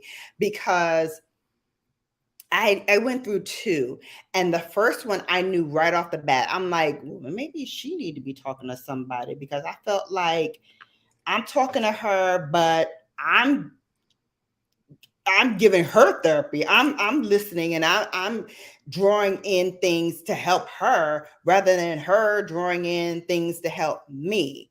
So that was one. So that definitely had to go. And then the other one, you know, as I was talking to my sorority sister, which I alluded to before, she was like, well, she's supposed to give you, it's not supposed to be like, you know, she giving you solutions or she's helping you through a particular situation. What she's supposed to do is give you mechanisms to cope with how you are feeling at that moment. So she may, you know, prescribe something for you for that particular instance of what you're describing or what you're going through. And then the next time it could be something completely different, or it can be a build up or build on of whatever she gave you previously. So for me, I was finding that I wasn't getting either one of those. I wasn't getting anything to help me cope with what the situation was. And I wasn't feeling like I was getting any feedback from her in terms of how I can move on from what I'm currently feeling to a place where I can eventually no longer feel that way. But hang on just one second, because I have this comment up for a while and I wanted to address that. Toy said, Pizza 96 says, this ride or die thing, we have to have another option. Like, can we switch cars? Can I get out of the car before the dying part? Real talk, real talk. We talk a lot about that whole ride or die, right? Being there. But remember what I said in the beginning. Sometimes you can't ride for everybody. And you can't die for everybody. You can't be there to the end for everybody, because some do not deserve it. Some need help beyond what you are capable, willing, and prepared to give. Exactly. I ain't telling y'all what I think. I'm telling y'all what I know. Sometimes you are not that person for that person. Right. Not to mention, if the person really loves you, they would not put you in such a damning situation where you're in a lot of trouble and that your life could be at risk. That's not love. Love is not reckless and love is not negligent. That Love is part. protective and love is patient and love is understanding, but most importantly, love is affirming. And love is not supposed to hurt. That part. It's not supposed to hurt. It's not supposed to be difficult. It's not supposed to be a challenge every day. Like, you ever been on the phone with somebody and once you get off the phone with them, you're like, like you have to take a audible breath. Yeah. Like you and I was finding that that was happening more and more in conversations that I was having. Like I was like, I need a breath. I need a minute. This is taxing. This is taxing. Yeah. And a constant need, a constant need and cry for attention.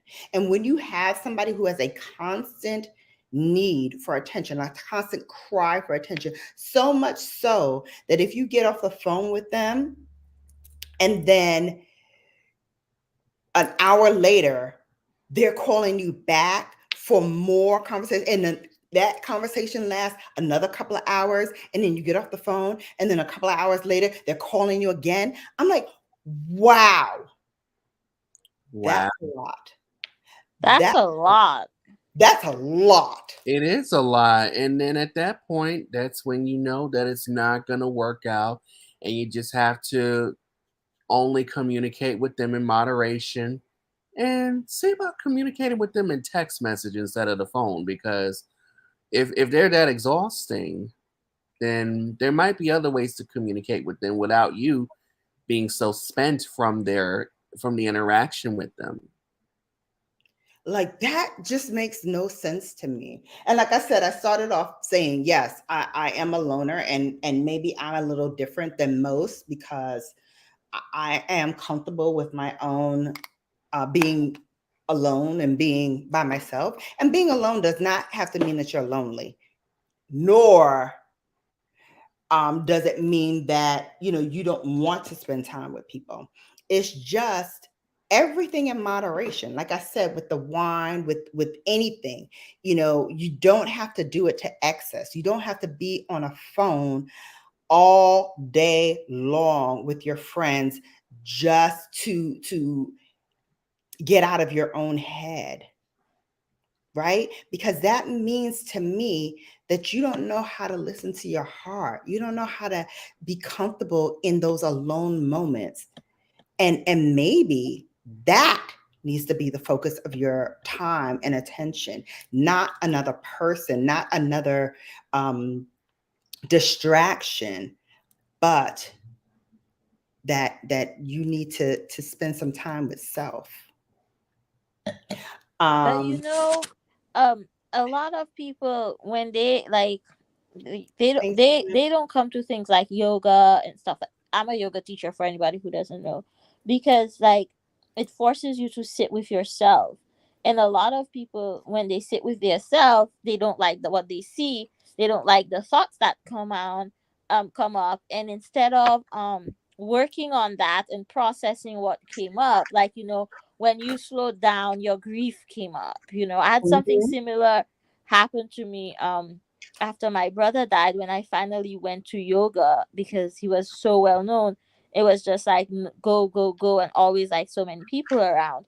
And when I went to yoga, I was finally alone, and I moved into this pose, and tears just poured out of me in this class full of people. And I couldn't control it. But I was just like, it gotta come out. When it come out, because I know I was going through it. But a Mhm. lot of people, they've just been taught so much that their emotions are bad, their feelings are bad, or the thoughts they have come up, they cannot sit with it. They cannot be by themselves. They can They don't. They are unwilling um to. Oh, Toya, Toya. Oh yeah. Look, Girl. look, I'm trying to rant less and to put people's business out in the streets, but I have been there. I have been there. Like, it's something Toya and I talk about. And I'd be like, she was like, those people, like, I'll tell her, and you know what happened again with those people was X, Y, and Z happened. And Mhm. I was saying this, and they said that's not true. And I was like, but how you mean it's not true? Like, that's my experience. And Toya and I'll be talking. I'm like, the more I think about it, the more these people were saying they were my friends, but they were not. They were jealous. Like, I Mhm. can't help it. Like, people be jealous of you for the weirdest stuff, you know? Like my lashes. I am blessed with the lashes and the brows. They're just there. Yes. They're just there. Like, you're gonna be jealous of that. I literally had nothing to do with it. You know, I didn't overpluck my brows in the 90s and the early 2000s, but you know, I had a lot to begin with. Mhm. You know, and people be jealous of you for nothing. Yes. Like I say it all the time, and I said it on on the live stream yesterday, and if Malik is still here, he can testify to that. Like, the title of my book, and if I see it anywhere else, I'm gonna come for y'all. Y'all want my rhythm, but you don't want my blues. Meaning, you see, I'm wearing Chanel, and I'm putting on all these fancy makeups and everything, but you don't know the journey I had in order to get to a place where I can afford to get Pat McGrath every time she drops, or Chanel whatever whenever it drops. Whatever it is, like, you don't know.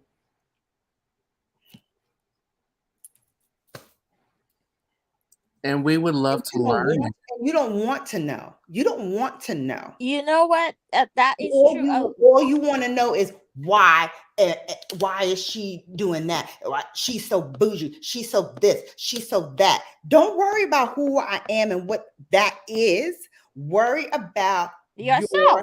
yourself and how you can do what you want to do for yourself. Because I'm doing, at the end of the day, I'm doing what I want to do for me. Okay. I started this channel not to be popular, not to do, XYZ. I started off because I said, all my friends asked me, oh my God, I love your makeup. How do you do that? And I said to myself, instead of saying and repeating myself 50,000 times to 50,000 people, why don't I put it on a YouTube, explain, my process, explain why I choose the makeup I choose, explain why I put this look together, and why this is my aesthetic to everyone. And then you can watch it whenever you feel like watching it. And that's how my channel started. I had 50 subscribers when I first started. And it has been now 5 years. And yes, I'm not growing fast. I still haven't reached the 3K. You know what? It'll get there. If it gets there, I'm okay with it. I'm gonna let it go. And I say that a lot. And then I get into my Virgo head and I'm like, no, but I'm competitive. I want to get there. I want to get there. And I gotta say, you know what? Again, some things you gotta let the F go. Let it go. Let it go. People will gravitate to you when they want to gravitate to you. There's 103 people here. And it's been consistent since I got on this live that 100 people have been in this live.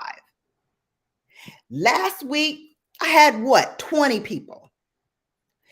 They will come when it's meant to be, and they will stay if it's meant to be. If they want it, if they like it, if they like what they see, if they, just like, what they're hearing, if they like me putting on the makeup, whatever it is, they like the conversation. Because right now, today, it wasn't really about putting on makeup. Although let's get into this beat, y'all. Hello, let's get into this beat real quick. Yes, I love the beat. It's gorge. Every bit of 24 years old, Bella. Go on solo layout. Go on solo layout. So you can see it all. Hold please. Yes. Yes, hold, please. Oh, Let's talk about the lip and Hey, the earring. hey, come through, Bella. One thing Come I on think sis through with knows that. how to do. The lip is Chanel, Mm, and Yes. this one is called Bright Raspberry. yes. What I love about these is this is like the liquid lipstick part. And then after you have it the way you want it, because I don't know if you saw, but I was like layering it on and being very precise with placement, because this part is like the sealant, which gives it Ooh. its glow as well, but it also Ooh. locks it in and makes it really like. I know we're not talking about makeup, but have you seen that House Labs lip oil, lip stain, whatever it is that is I have. I'm very intrigued by that, and I'm also very intrigued by the Victoria Beckham lip gloss, because that also has Victoria kind of Beckham had lip gloss. I'm sorry. I said I didn't know Victoria Beckham had lip gloss. She has a whole line, a whole makeup line now. Damn, There is a lip line, I mean, not lip liner, excuse me. There's an eyeliner that I wanted to get from her. It's like a beautiful, almost steel gray color. I still may get it because it's on my birthday beauty list. Which reminds me, okay, so my birthday is almost a month away.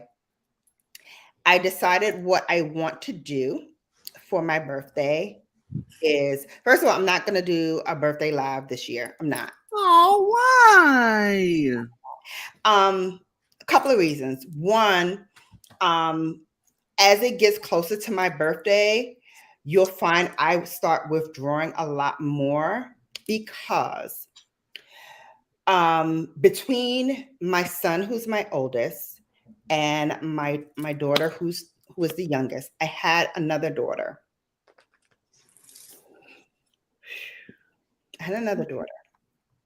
And she was born on September 7th. So she was gonna be a Virgo. She was born on September 7th. She died on September 13th. We don't know why. She couldn't go to the bathroom, and there was some problem. I don't know what happened, but again, same grandmother. I'll tell you, that Judelle. Okay. She took one look at her. She came over to me and she said, I want you to be strong and brave, because this child is just too beautiful for this world. She might leave. Aww. And she might leave us. And I want you to be strong. She's like, Shannon, I want you to be strong, because if she goes, you need to prepare yourself, because it's going to be hard to bury a child. Oh, Aww. honey. That's a lot. That's hard. And so, ooh, the emotions this day. Ooh. All right. So, as I said, she didn't live. She died on September 13th. And when's your birthday? The 17th. Oh, okay. And my dad, who I loved and who taught me all things Chanel, including got me my first Chanel lip gloss that looked similar to this, but not exact. And I told y'all the story about that. He died on September 7th. Oh, no. And I buried him on September 13th. Oh, Lord. So it's not been a happy birthday for me for a long time.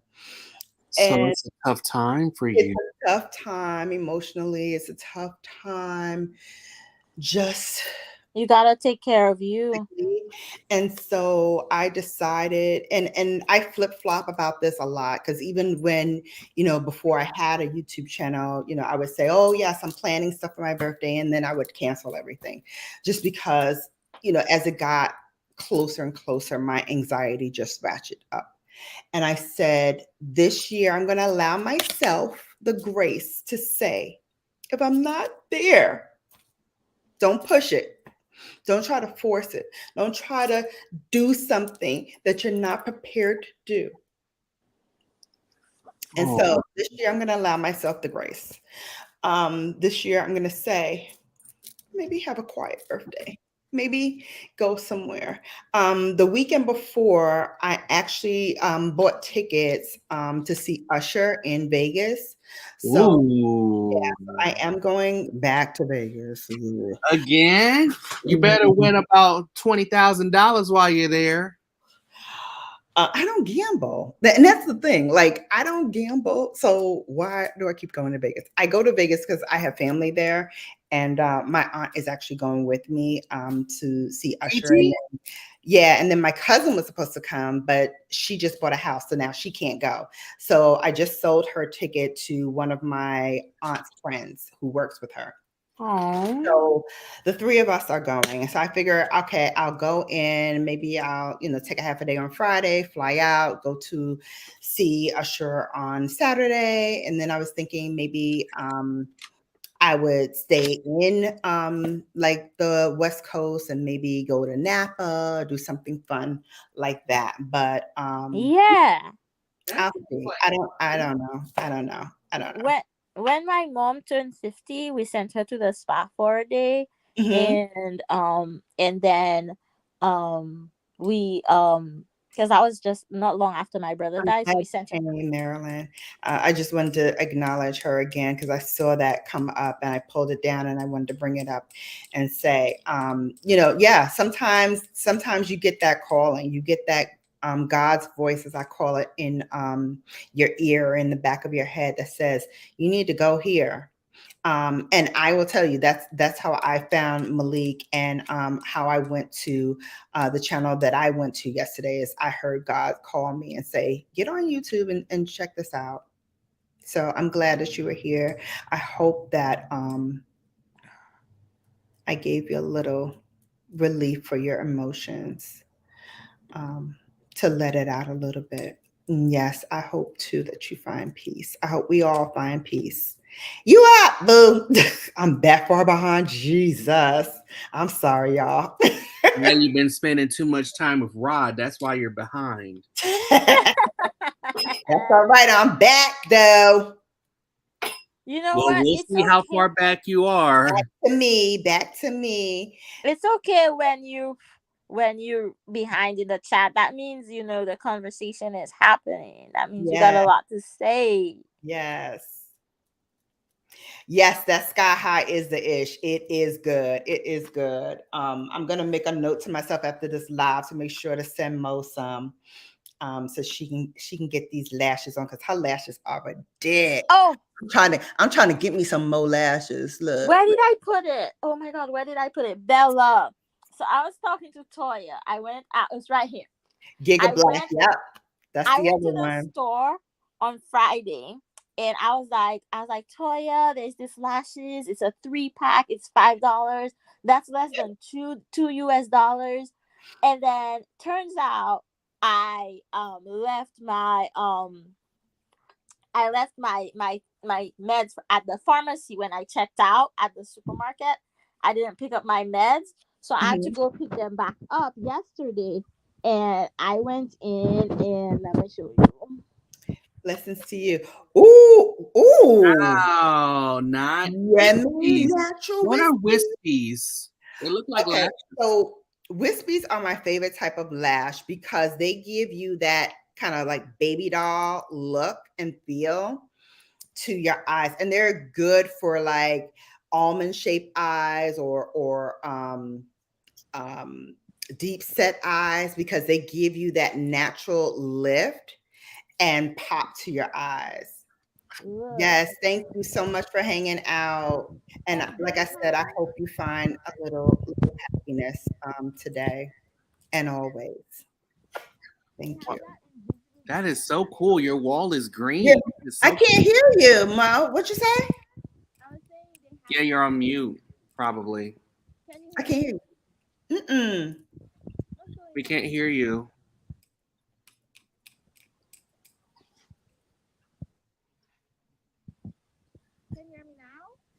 Low. It sounds like you're very, very, very far away on the other side of the street. Maybe it's the internet. Thank you, Nikki, baby. Yeah, I love your green wall. That is so cool. Yeah. Again, y'all want the rhythm. Y'all don't want the blues. I wish American homes were made like that with the colorful walls. I can't hear you. Oh my god, I can't cope with this. Are you blocking the speaker on your phone? No. No, I literally was holding this right Go. here. Now we can hear you. I didn't do a thing. I think it was my internet. I was literally right here and I took this down and put it on my thigh and that was it. Ah, okay. Listen, I love a wispy lash. Hey, TC, Look, my extraordinaire. Thank you. less than $2 for these 3 lashes on sale. Ah, September 17th. Awesome. How much was it, boo? Less than $2. Yes. So I was like, okay. And these were easier for me to put on than the thicker band. And everyone says a thicker band is easier to put on. But the other lashes I had were too big for my eyes. Yeah. I can't wear a heavy lash. And I don't like a heavy lash. So how do I know when it's the one where the outside edge is like longer than the inside edge? Because this one seems like the middle is longer. Let me see. Because I Usually just was like, with wispy wispy is where it's lashes, at. I usually just with knew. wispy lashes, that is how they are. Natural. This is a natural lash. This is from Patrick Ta and House of Lashes. So you see here, this is the outside edge here, Mhm. and it does flare out a little bit more than the inside. Oh So yeah, you so have to so look at that's it. just I figured that's how wispies are because I don't Mhm. do lashes because this is my lashes just hair sitting here, just Yeah, being here, just no mascara, nothing. they're gorgeous. And then when you do add the Yeah, that's mascara, beautiful. it's just like ba ba ba boom. And so I was like, I like this, but I want those where the outside edge is a little longer, Hmm. and I just need to play with them probably. Yes. Thank you, Crystal Christine, for that. I appreciate it. Yeah, it's a lot. It's a lot. But I will share that September is a very sad month for me too, because similar to what you experienced, my father passed away on the 31st of August. Mm. And my grandmother's birthday is on September 8th, and she passed away on September 14th. My father was buried on the 21st or the 20th, and then my grandmother was buried probably less than a week after that. Mm-hmm. September is like the worst time of year for me. Yep. Yeah, it's awful. So I will say it's no good to be in a place of grief, but you're not alone in that. Right. So if I'm not as There's my girl. Hey, TC. What's up, beautiful? Thank you for coming. Yeah, no, I don't mean to stop your process of talking, Angelina, because I get it. Now I get it. What I will say is, like I said, grief comes and goes. At least for me, it's like in waves. Like 1 minute, like yesterday, I could be just doing what I'm doing, and it just boom hits me. Other times it's a slow build, and I can start to kind of feel it, and then I will busy my brain, busy my heart with something else to try to stop gap it and keep it from flowing. And then sometimes, like today, I can't stop it. It just takes over. And Yeah. sometimes the wave hits me so hard, y'all. Yeah, like I remember after my brother, like it would feel like a huge pain in my chest all of a sudden. And Mm-hmm. I remember like one of the best things I read was like it's a physical pain, because Mm-hmm. otherwise you might feel like something's wrong with you. But it was like a physical pain because my brother was born so close to me that Mm-hmm. I don't really have memories before him, you know? Hey, And Tracy. I spent my whole life looking out for him. So it was just like Breathe, Bella. Breathe. and he was always gone because he was always like going places, like he was never like one to be still for a while, but like he would always come by on the weekend. And so Mm-hmm. like sometimes like on a Friday I'll be like still expecting him to show up, because that's the time he would just show up. Or I tell people if he was alive, I would be like the most popular yoga teacher ever, because Mm-hmm. he would tell all his friends, like when I came back to St. Lucia, he would tell people, "Do you know my sister? This is my sister, Moneta Wilson. Do you know her? She went to school in America." Like, this is how he would introduce people, Yeah. and he started doing that when I was in high school. Like I went back to the school one day, and his teacher wasn't there when I was a student, and she was like, "Oh, you're his sister that goes to this high school. He's been talking about you for a while." And Mm-hmm. he would just hype up his big sister all the time. Yeah. So it's like, you know, I was like, if And he that's, was, that's how this one was. Wasn't even a makeup enthusiast, could care less about a lip balm, lipstick, lip gloss. It was all the same to her. She didn't care. All she knew was that her mama mm-hmm, was doing this. And so she would be on campus and bigging me up and telling the girls, hey, you into makeup or whatever. Check out Brown Girl Bella. She didn't even say it was my mom. She would just say, check out Brown Girl Bella. yeah, And you see, like, there's a video, and like I said, I am celebrating 5 years of being on this platform. And one of the biggest supporters and proponents for me doing this channel and for me grinding as hard as I did for as long as I did was this beautiful soul over my shoulder right now, which is my Oh, baby. Um, I had and, no idea. hmm? I was gonna say I had no idea that she was member of the family. Yeah, yeah. It's not something that I put out there because it's not my story But to tell. It was hers. Um, yeah, and so close circle only knows I hadn't shared it, and I definitely did not share it, as you know, on this channel. But because of everything that I'm feeling, I wanted her truth to be known. It's not a secret. I didn't hide it, and I still, use a she and pronoun for her because I told her. I said when she came out to me, she says, "Mom, I think I think I was born in the wrong body. I think I am a boy and not a girl."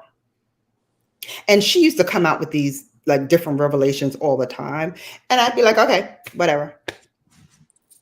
She first said, I think I'm a lesbian. I was like, okay, cool. You're a lesbian. That's fine.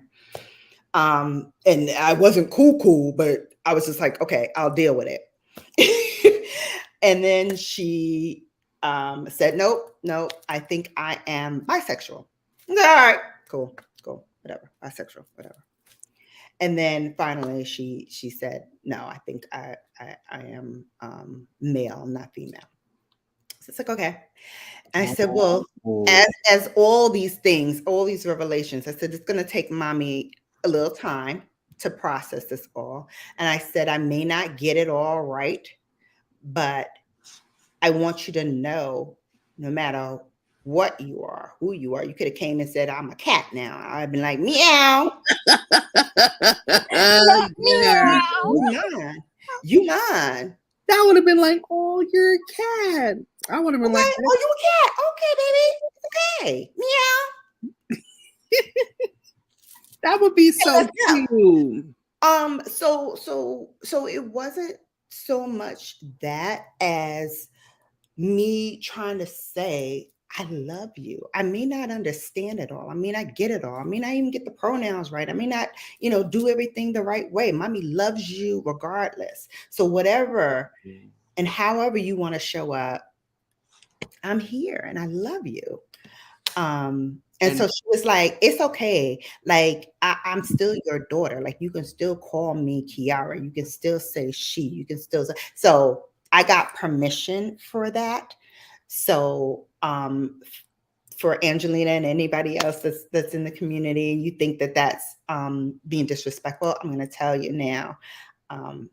My child said it wasn't for her. It might be for others, but it wasn't for her. Okay. Right, and that's true, and I'm glad that you shared that because I could tell that she gave you consent because of how you talk about her, and trans people will give consent to certain people if they so choose. Just to meet someone halfway, because as trans people transition, so do people around them. They have to adjust, and they so certain things may be a little harder for some people than others, but there has to be effort put in. And in your case, she gave you consent to still use she and to use the name you gave her, and you still love your baby unconditionally, regardless of who they say they are and regardless of the revelations. And you went beyond your own understanding to love her. And love is what she wanted, what they wanted, what they needed. Yeah, most of all, meow. I know. Yes, the meow. Oh my God. But that's it. And Angelina, you had asked me before, like, do I sing or if I sang or what have you. And like I said before, I don't know if you were in the live when I first started, but we used to sing in the car a lot.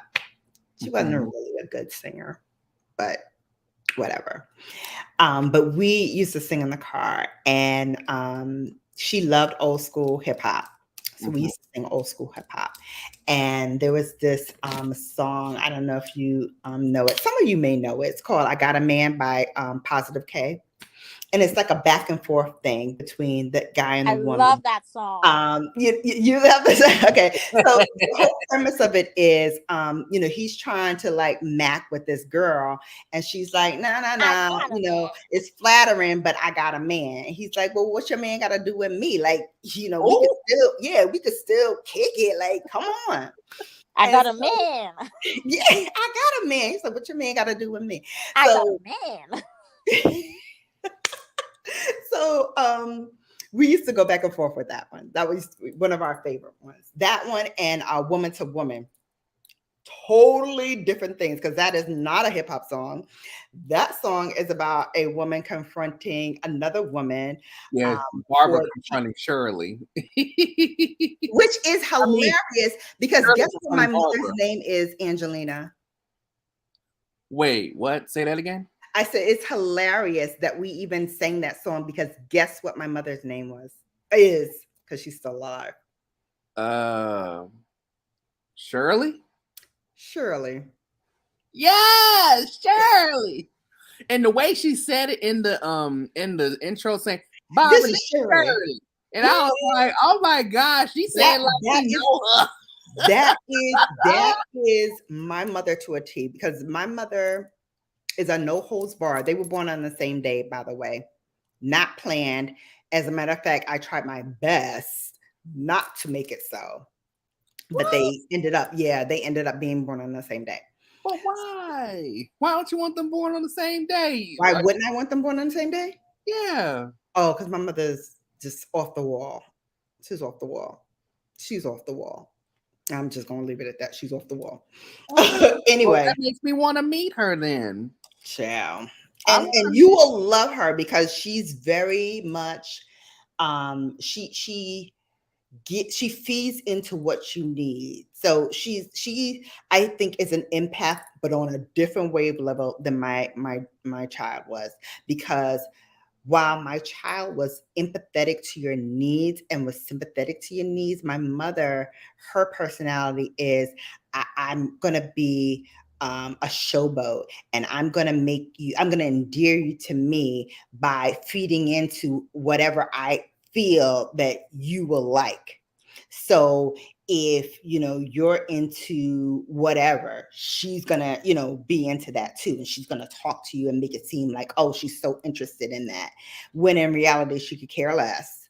She just wants to, yeah, in reality she could care less. She just wants to be liked, until there's a time when you're not giving her what she wants, or you're not putting her on that pedestal and revering and loving and worshiping her. Then she's got a problem with it, and then you get the crabby side of the patty. the crabby side of the patty. Oh my God, Side of the patty. that's a SpongeBob reference. But Oh yeah, when my did baby you, loves SpongeBob, by the way. So I do some SpongeBob references. It's usually reserved for family, but y'all are all family now. Y'all don't see me cry on this here platform. and it's Like okay to cry. the ugly cry, not even a I cute. keep telling Darn and I keep telling Like God the same thing, that it's okay to cry. By the way, when is your mother's birthday? June 22nd, beginning of Cancer. Aw, Cancer, they're crybabies. That's okay. And that one there cried a drop of a hat. It's Tuesday. Aw. Tuesday. I mean, full out. All right, one more cute Kiara story, since I got y'all captive, and it's now going on 3 hours, and y'all know I don't do 3 hours, but You know, 3 hours is fun. oh my God, y'all are killing me right now. But I have to give y'all this story. So real quick, took my son to Morehouse for orientation, and they send you like this beautiful letter about, welcome to Morehouse, and you're gonna be a Morehouse mom, and da, da, da, da, da, da, da. We're gonna have this parting ceremony, and then after the parting ceremony, you're supposed to get in your cars and go home. If you took a flight, you're supposed to book your flight the same day, so that you can leave and let your son or your daughter, for Spelman, people coming into Spelman, you're supposed to go and let them take this next part of the journey by themselves. Mm-hmm. I was like, all right, I ain't do that. Spoiler alert, I ain't do that. Oh, hell, Bella. It's my son. It's my firstborn. Like, he was with me. I had him for 7 whole years before I ever decided to have another baby or whatever. No, I'm sorry. I had him for 4 years before I had Brianna. And then when Brianna passed, it was another 3 years until I had my rainbow baby. Y'all know a rainbow baby is a baby that you have after the death of your child previous. So she's a rainbow baby. So all right. So we're there. And this woman, who I don't remember her name, but I can tell you she was a pastor, and she was profound. She tapped into the essence of me being a newly divorced, newly single mom with 2 kids, carrying it all on my own, working hard, trying to do, right by my kids, give them all the advantages and then some. Like, she just tapped into that, and she tapped into us all, because we were all riveted, all us moms. And I was sitting in the balcony, which is where the parent section is, and then all of the new class was sitting on the floor, and then behind them are all the upperclassmen. So that's how they kind of sit each other in Martin Luther King Chapel. So that's where they have the party ceremony. And this woman kept saying, we're going to take your sons and we're going to do this with them. And we're going to show them this. And we're going to make this out of them. And we're going to take your sons and we're going to build into them. We're going to pour into them. And we're going to take your sons. And by that fourth or fifth, take your sons, my daughter looked at me, all of 12 years old, with tears in her little eyes and said to me, I thought we were just dropping my Darius off to college. She's going to take my Darius. And fell out. Aww. When I say fell out, I don't mean like a little, I mean on the floor, boo-hooing uncontrollably. Me and this woman that I got to know because of this incident, she was from Chicago. I'm from Brooklyn. She was feeling the same way. Like we were both like dabbing our eyes and, we were understanding what she was meaning by saying that we poured into them and we loved them. And now this next journey in their lives, we're going to take them on this next journey. We got it. She didn't get it. She was like, oh, hell no, you are not. And she called him her Darius. That was her child, even though he was older than her, but that was hers. He belonged to her. He belonged to me. He belonged to her. And so the woman, God bless her, was trying to help me get my child up off the floor and explain to this poor baby, he's not going forever. We can come back whenever you want to. He's just taking this next part of the journey with these people now. All right. We did what we could do. And now he's doing his part with these people. But honey, it took the rest of that evening to do it. And so that I was glad, not that happened, but I was glad that I didn't take a plane ride home right after that, because she would have been no good. But we stayed, I think I stayed like an extra day or maybe 2 days after that whole parting ceremony, just to like get him in and, make sure he was good, go to, all his like little orientations and the financial aid and just making sure everything was good before I got on the plane and left him and went 2 hours away to my home. But all that to say, one thing I could tell you about a Morehouse man and a man of Morehouse, when you first come in, they say you're a Morehouse man, a man of Morehouse when you come in, and you're a Morehouse man when you come out. My son got this shirt that all the men of Morehouse get, which means you can tell a Morehouse man, but you can't tell him much. I will tell you, the child that I left there was not the child I got back. He became more self-aware, more self-assured, more self-reliant. He became a lot more independent. And I was just like, wow, like, how did a transformation happen? And this woman, like I said, she was so profound in that she spoke like a single mom. Like I totally believe that she is a single mom, and she spoke from that place of knowledge. Like I know, because I've been there kind of verbiage with us. And she said to me, and all of us, like she said it to the audience, which I also took. She said, I know you feel like your job is not done, but them getting this far proves you put the work in that needed to be done. They just need to carry it the rest of the way. And so from here on out, you have nothing to do with what's going on. Oh, Mo dropped off. She probably, I'll talk to her later. If she wants, she can come back on. She might be in the chat. Yeah. But here's the thing, like, you can't call call and do anything on behalf of a Morehouse person, a Spelman person, and even, in my daughter's school, like I couldn't do anything there either but pay the bill.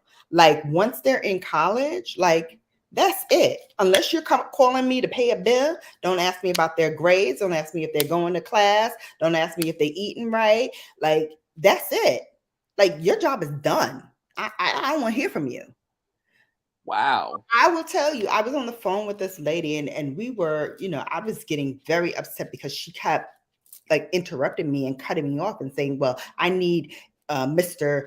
And my son's last name in order to fulfill this request. And I was like, but I'm his mother. Like I'm calling you. My name's on a bill. Like you call me when the bill ain't paid, you know how to get me in, you know how to do that. She was like, ma'am, when it comes to finances, and even when it comes to finances, like you can only do so much. Like you can pay the bill, but you can't find out his balances. You can't find out this, you can't find out that. It's not about that. It's about if you want to know whatever, call him. Because I'm not telling you. I'm not telling you nothing. Let me get back into these comments because I did see something. Oh, yep, I got a man. Yep. Yeah, taking it way back. Classic hip hop. That's right. Yes. Always ask me for a hug, always hugging me, always, saying she loved me. And I always, told her back. And she made me a lot, I will tell you, she made me a lot more affectionate because of her. Because I didn't grow up with like all of that. Like my dad, would give me hugs and, say he loved me and call me princess and all of that good stuff. My mom was not affectionate at all. So quite the opposite of her. Oh my gosh. I can't believe that. Yeah, not affectionate at all. Is that normal? Huh? Is that normal to not be affectionate with your own child? I don't know. It might be a Shirley thing. It might be a Shirley thing. I will tell you, my mom had me as a teenager, so that also poured into it too. Because again, 18, you're not prepared to be a mother. You're not prepared. You don't have these mothering skills at 18. Nobody tells you when you get pregnant at 18, what life is going to be as a mom. Because it's taxing. It's a lot. But I will tell you, she made me more softer. She made me more communicative. Because like I said, I'm a Virgo, so I hold a lot in. I don't do all that mushy gushy stuff, which is why, like I said, when I like blubber, that's out of the norm for me. I don't do that. It's not that I don't have the capacity, because clearly I do. It's just not a part of my DNA, because I am more stoic and more reserved and more observant than putting myself out there. So me even having a YouTube channel and putting myself out there on that level was like, whoa, what am I doing? But again, like I said, she brought out the best in me. Yeah. Emotional and clingy. Yeah. Not to mention, I think that you really have come such a long way from being stoic all the time, and that you're allowing yourself to be gentle enough to just be vulnerable and just to release that grief, and that it's okay to release the grief. Who cares what the strangers think? Oh, yeah. I'll drop the link. Support system and those who care about you and want the best for you, to be there for you in the moments when you need it most. Mm-hmm. I'm glad you're here, Angelina. Thank you for coming up. Yeah, thank you for having me, Bella. I'm gonna stay on as long as you want me to stay on, but I know at some point today there's supposed to be another live not too far from now with one of the people who you challenged who refused to do the challenge. And the fact that Rod still never did the mask challenge, and I'm still sitting here wondering, I guess Rod is not up for it.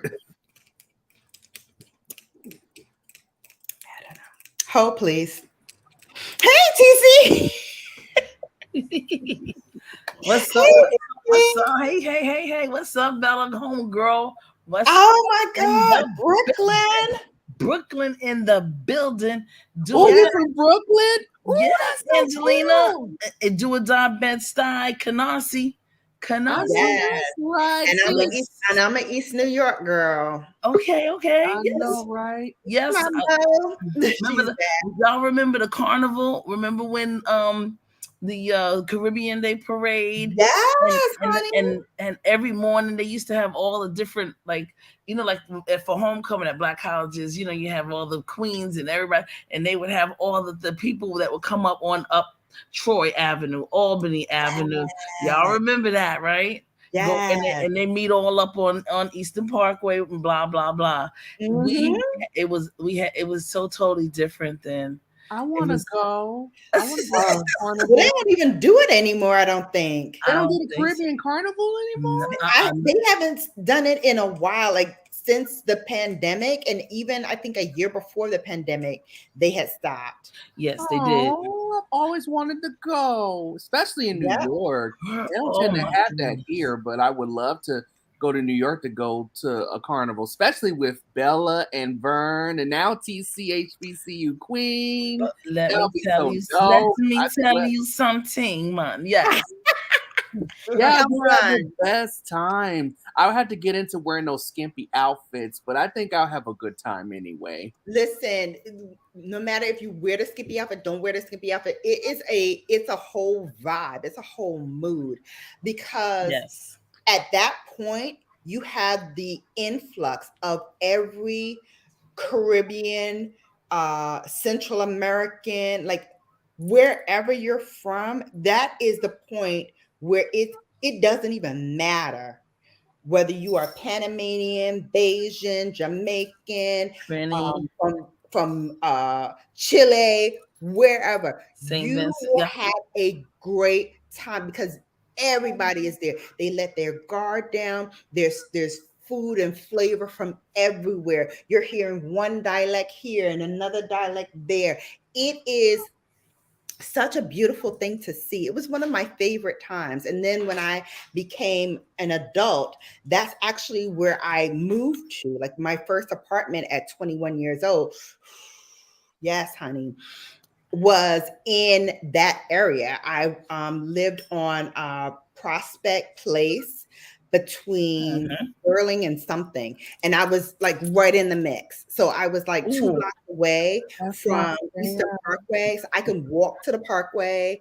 Exactly. I could have a great time. I got a great spot, camped out, had my little cooler with my little stuff in it, and had the best time.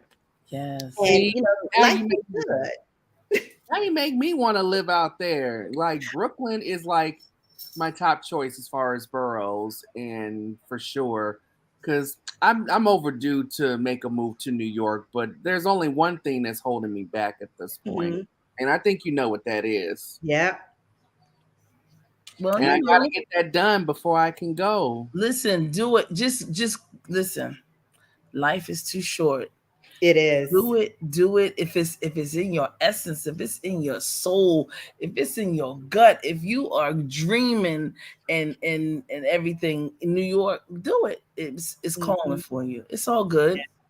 Ray, you gotta come up one day when you're ready. Come on. Yeah, up. I want to see what the legendary ray of sunshine is looking like. But thank you so much. Oh, she's not gonna show a picture, but she may come up and like let y'all hear her voice. Maybe. Okay, all right. But thank you so much.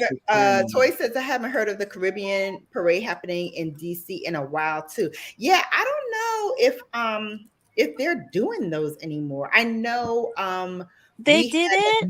Dominican Day parade in New York, but I don't think the Caribbean Day parade is coming. They did it last year, but they didn't have the bands and the things. But like there were vendors on Queens Parkway. What's the name of the place? Queen Boulevard. I mixed. You know that the parkway where they go down. Eastern Parkway. Eastern Parkway. There you go. They had vendors up along Eastern Parkway last year, and there was music, and it was like a COVID type thing, but it was like a parade. But this year is probably gonna happen because Carnival, there's been a Carnival a week for like 3 months now. And Mm. I'm pretty sure I heard people say they're going. Oh Um, wow. I because mean, if I was this there, I would week, He- go. this Here's week the was thing. carnival in Grenada. Last week was Antigua. It's been a week. Like Mm. there's accounts that you follow, and it's just like every week is a different carnival. Mhm. So it's probably Okay. gonna happen. But The I people, will tell you what New York will do. New York City is quick now because due to COVID.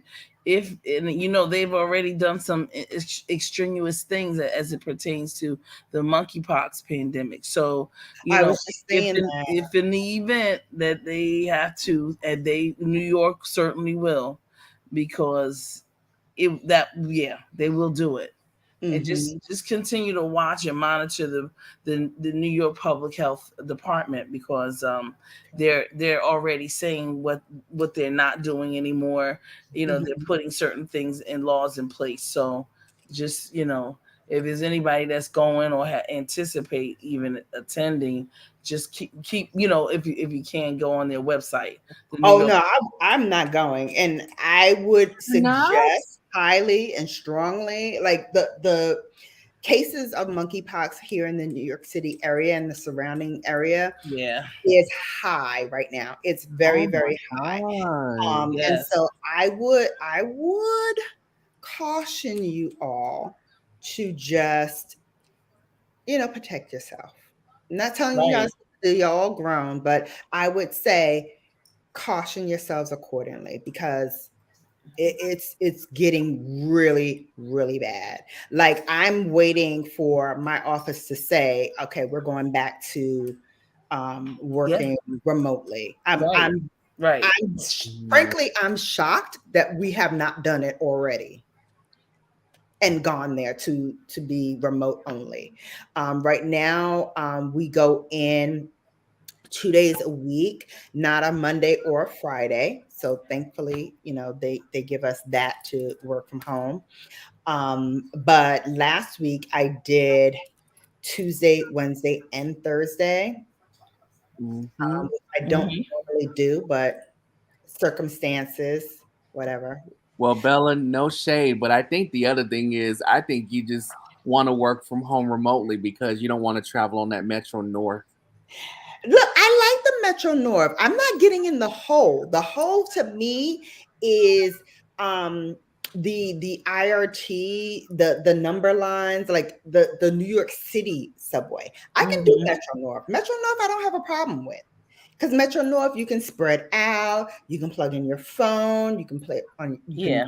do work on your laptop, you can go to the bathroom. The bathrooms are not funky and nasty and disgusting. Right. You can still, you can still, have a life. But that whole, I can't. You know what sealed it for me? One, when I moved to Harlem from Brooklyn and found out that's where all the rodents are. Is in Harlem. Yeah. What?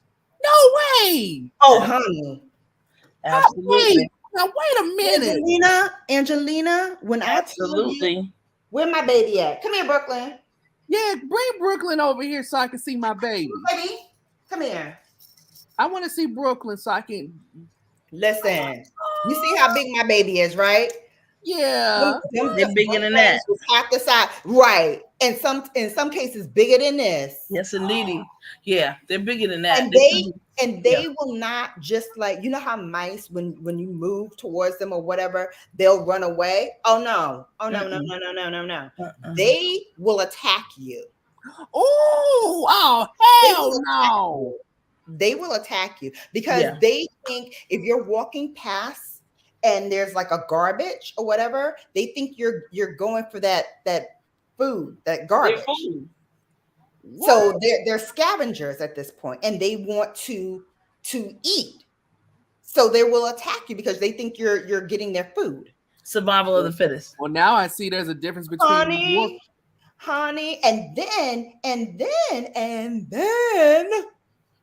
when it rains and it's Oh. like there's a sewage problem in New York City.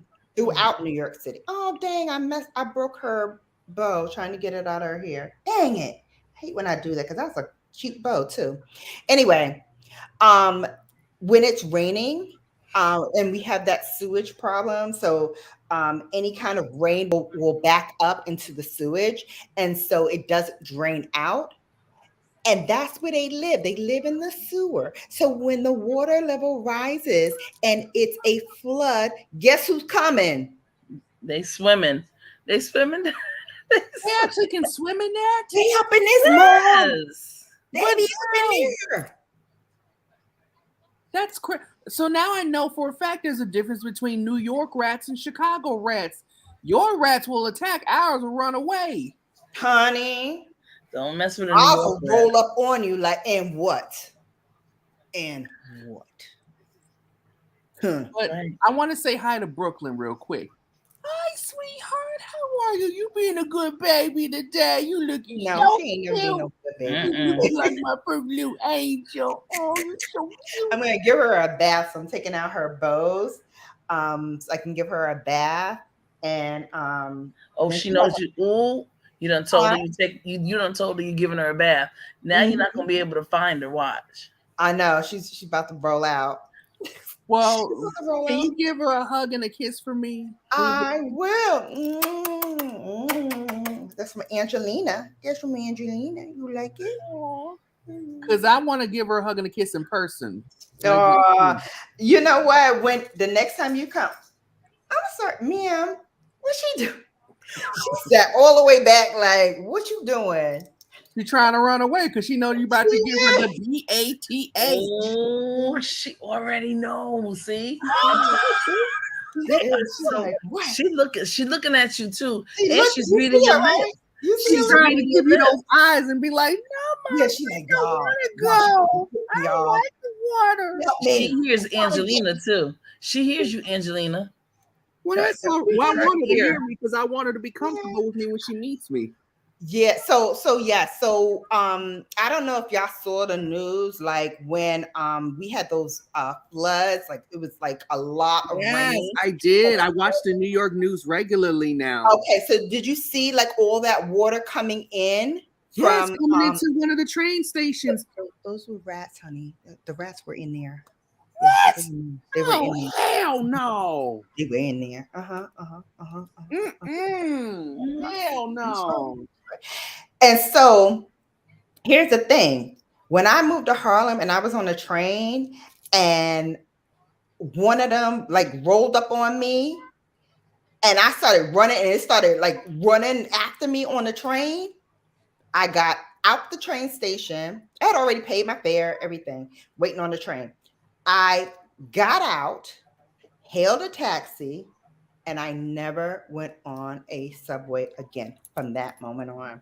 If I can't take an Uber or a yellow taxi and get where I needed to go, I wasn't going. I was staying my butt at home.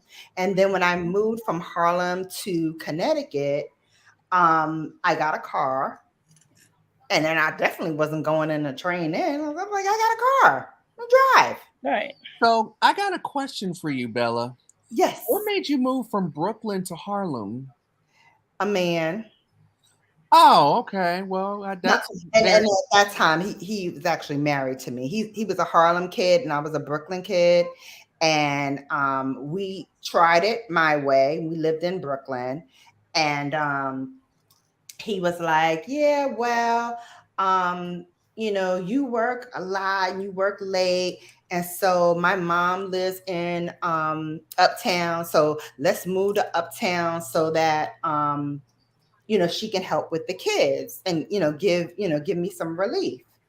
I was like, all right. Against my better judgment, I did. So first we moved to Harlem, which is where she lived originally. And then she moved from Harlem to this section called Inwood, which is the last section of Manhattan before it goes into the Bronx.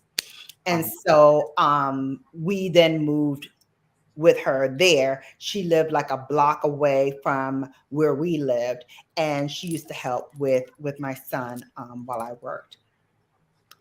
And so here's the thing.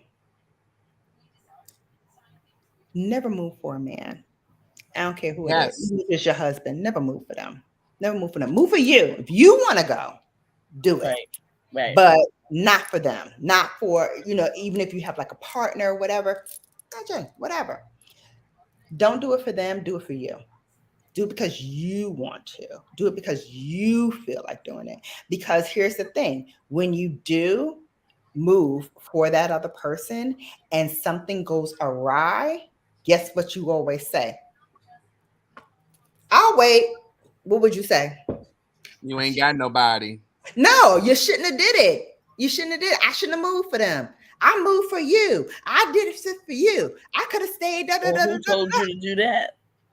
And there you go. And therein lies the rub. When you trust and put all your eggs in one basket and you trust your partner and you want to do things to please your partner instead of understanding with your heart and your head, I did it wrong. Heart and head, that's not what you do. You don't need to be bothered with that. You don't need to make yourself small to make them big. And I've learned that many women are especially guilty of moving for a man. And then occasionally some men will move for women, but it's usually many women who are especially guilty of moving for a man that's not worth their time and not worth their energy when they could just move for themselves and just do for themselves and have their own space until it's time to get married. And then they both could move. If they both move to a new place together, then maybe that's something they can consider. But don't move for them. Don't alienate your security. Exactly. Because when things go left, then who do you have to fall back on? What do you have to fall back on? And then, if you got some family like my family, they be like, well, we told you not to move. So why you do it? Why you do it? And then you're stuck. And I will say, I can say from my experience that every time I moved, it was for me. It was always for me. And I know that the next few times I move, if I ever move again, it'll definitely be for me. It will definitely not be for anyone else, for sure. Do not ever dim your light for anyone, whether it's a friend, whether it is a partner. Like, your happiness should not be tied to what they're feeling at the moment. Right? Absolutely. Your happiness should only be relying on you and how you feel and how you are. Never dim your light for anyone. Never. I will say, though, is it weird that I felt happier when I was visiting in New York? No. Sometimes, you know what it is? It's the energy and the vitality of New York. For people who are not from here, and for people who, have lived in a big city, like you live in Chicago, like New York will give you that vibe. New York will give you that energy. New York is one of those places where when you come in, and I feel it every time, even though I'm from New York, it's like every time I go back and I cross that Brooklyn Bridge. There you go. I feel like a new woman. I feel like I could conquer the world. Because guess what? I came from here. And look where I'm sitting now. I came from here. And look what I'm doing now with my life. I came from here. It's like they say, if you can make it there, you can make it anywhere. It's up to you. Exactly. But you gotta want it. You gotta hustle. You gotta put in that work. You gotta know that if you are coming here, you gonna work hard. Well, that's fine. I'll work.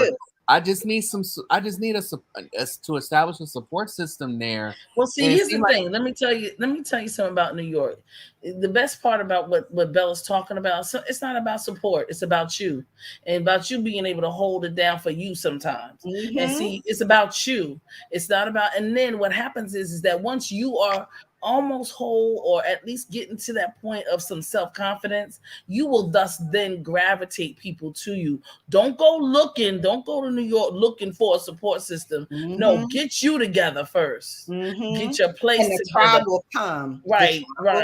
Your trauma, right. You get you together, get your place together, get your routine, get how you're gonna walk down the street, which way you're gonna come down the street when you go to work, when you come home from work, how the people at work, get that together, and then start looking into and saying, hey, look at this person, they gravitated to me, or I gravitated to them for whatever reason. And then you start interviewing people, and then because you got to interview and you got to give time. Everything is a season. Like, watch people in their seasons.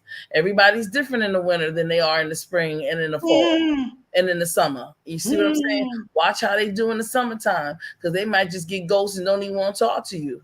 Yeah. You see what I'm saying? Because I'm that way. And when it comes down to this fall time, I tell my queen any day, I said, listen, I'm getting ready to go to all my HBCUs. I'm getting ready to go to all the homecomings. You have not been. I will see you Thanksgiving. I'll see you around Thanksgiving. That's the way it is. You see what I'm saying? So different people have a different routine, and they had it before you got there, and they will have it thus when you leave from there. You will get your support system in time. Get you. Yes. Get you. New York will make you find you, even when you don't want to. Quickly. You're going to grow up nice and quickly in New York. Okay. That was the same experience that I had when I moved to Chicago. It was like, I grew up quickly. I learned so much about myself. Yes. By being here. And I think New York will up the ante with it. Yes. Especially with being in New York while attending law school. That will be very... Oh, wow. Is that what you want to do? Yes. That's the plan. Once I get my master's degree, then I will move to New York and go to law school. I told you there was one thing holding me back, and that's I'm in school right now. Yeah. But I didn't know you wanted to get your law degree. That's awesome. Oh, yeah. My father went to Brooklyn Law. Brooklyn Law. Is that right? Yep. And before that, he went to Brooklyn College. So, yeah. Do it, sis. You got this.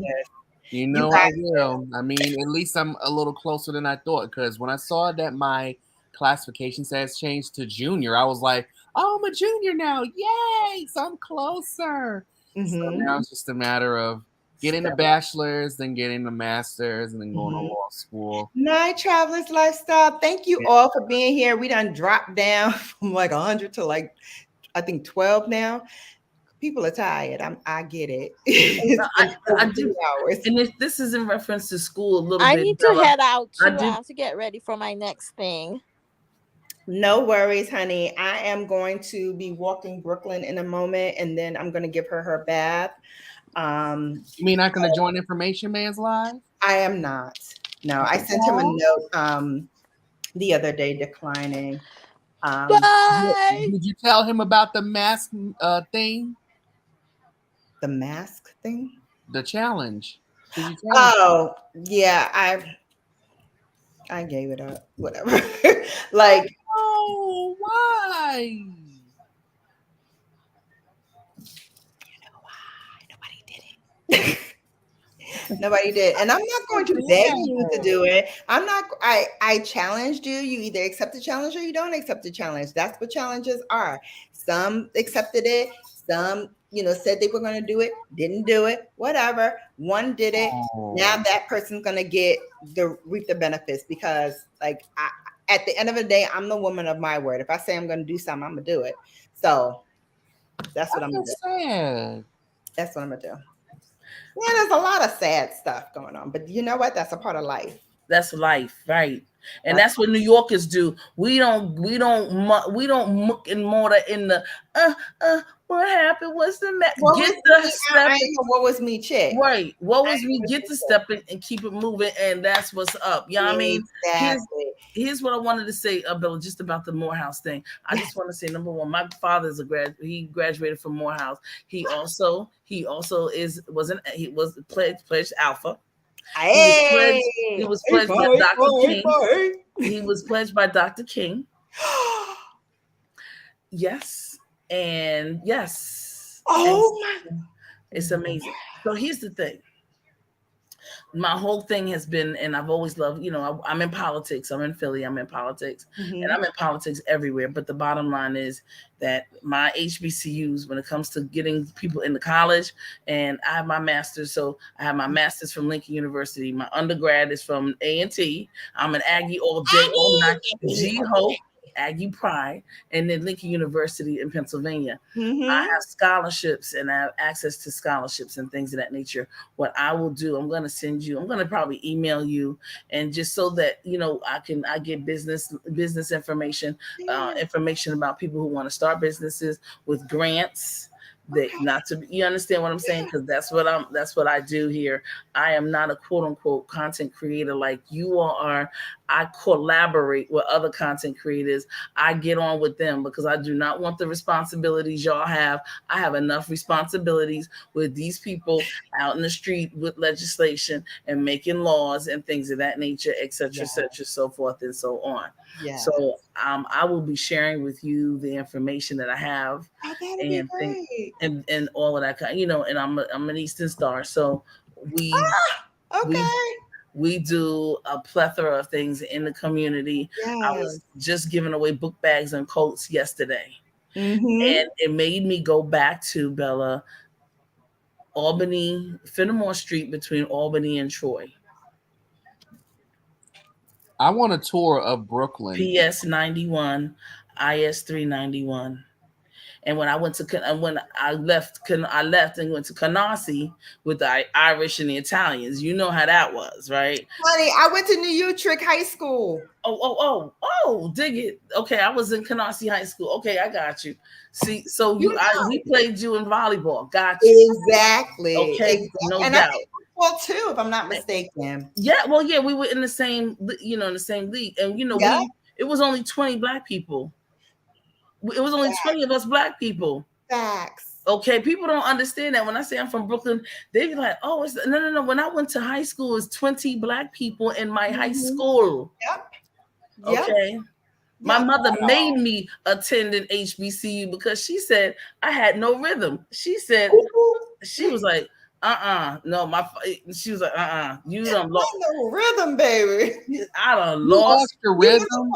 Yes, I lost it. I joined the band and I was on it like a horned dog on it, but I knew how to play that trombone, baby. I knew how to play that trombone. T-Bone Sister #1, Tall Betty Sigma. So, but here's and this is what I'm saying. And Angelina, just like you're doing your thing. Yeah. I don't listen. When somebody says no, I say, oh, okay, and I keep it moving. So sometimes no to me, it may mean no, not now. Sometimes no is not a definite no. I'm not scared of no. I'm not scared, it didn't go my way at this particular point. New York has given me that grit, that rigor, that thing that says to us, we're not going to quit. And you might say no to me now, but I'm going to come back and guess what? It's going to be my way and you know it. Yep.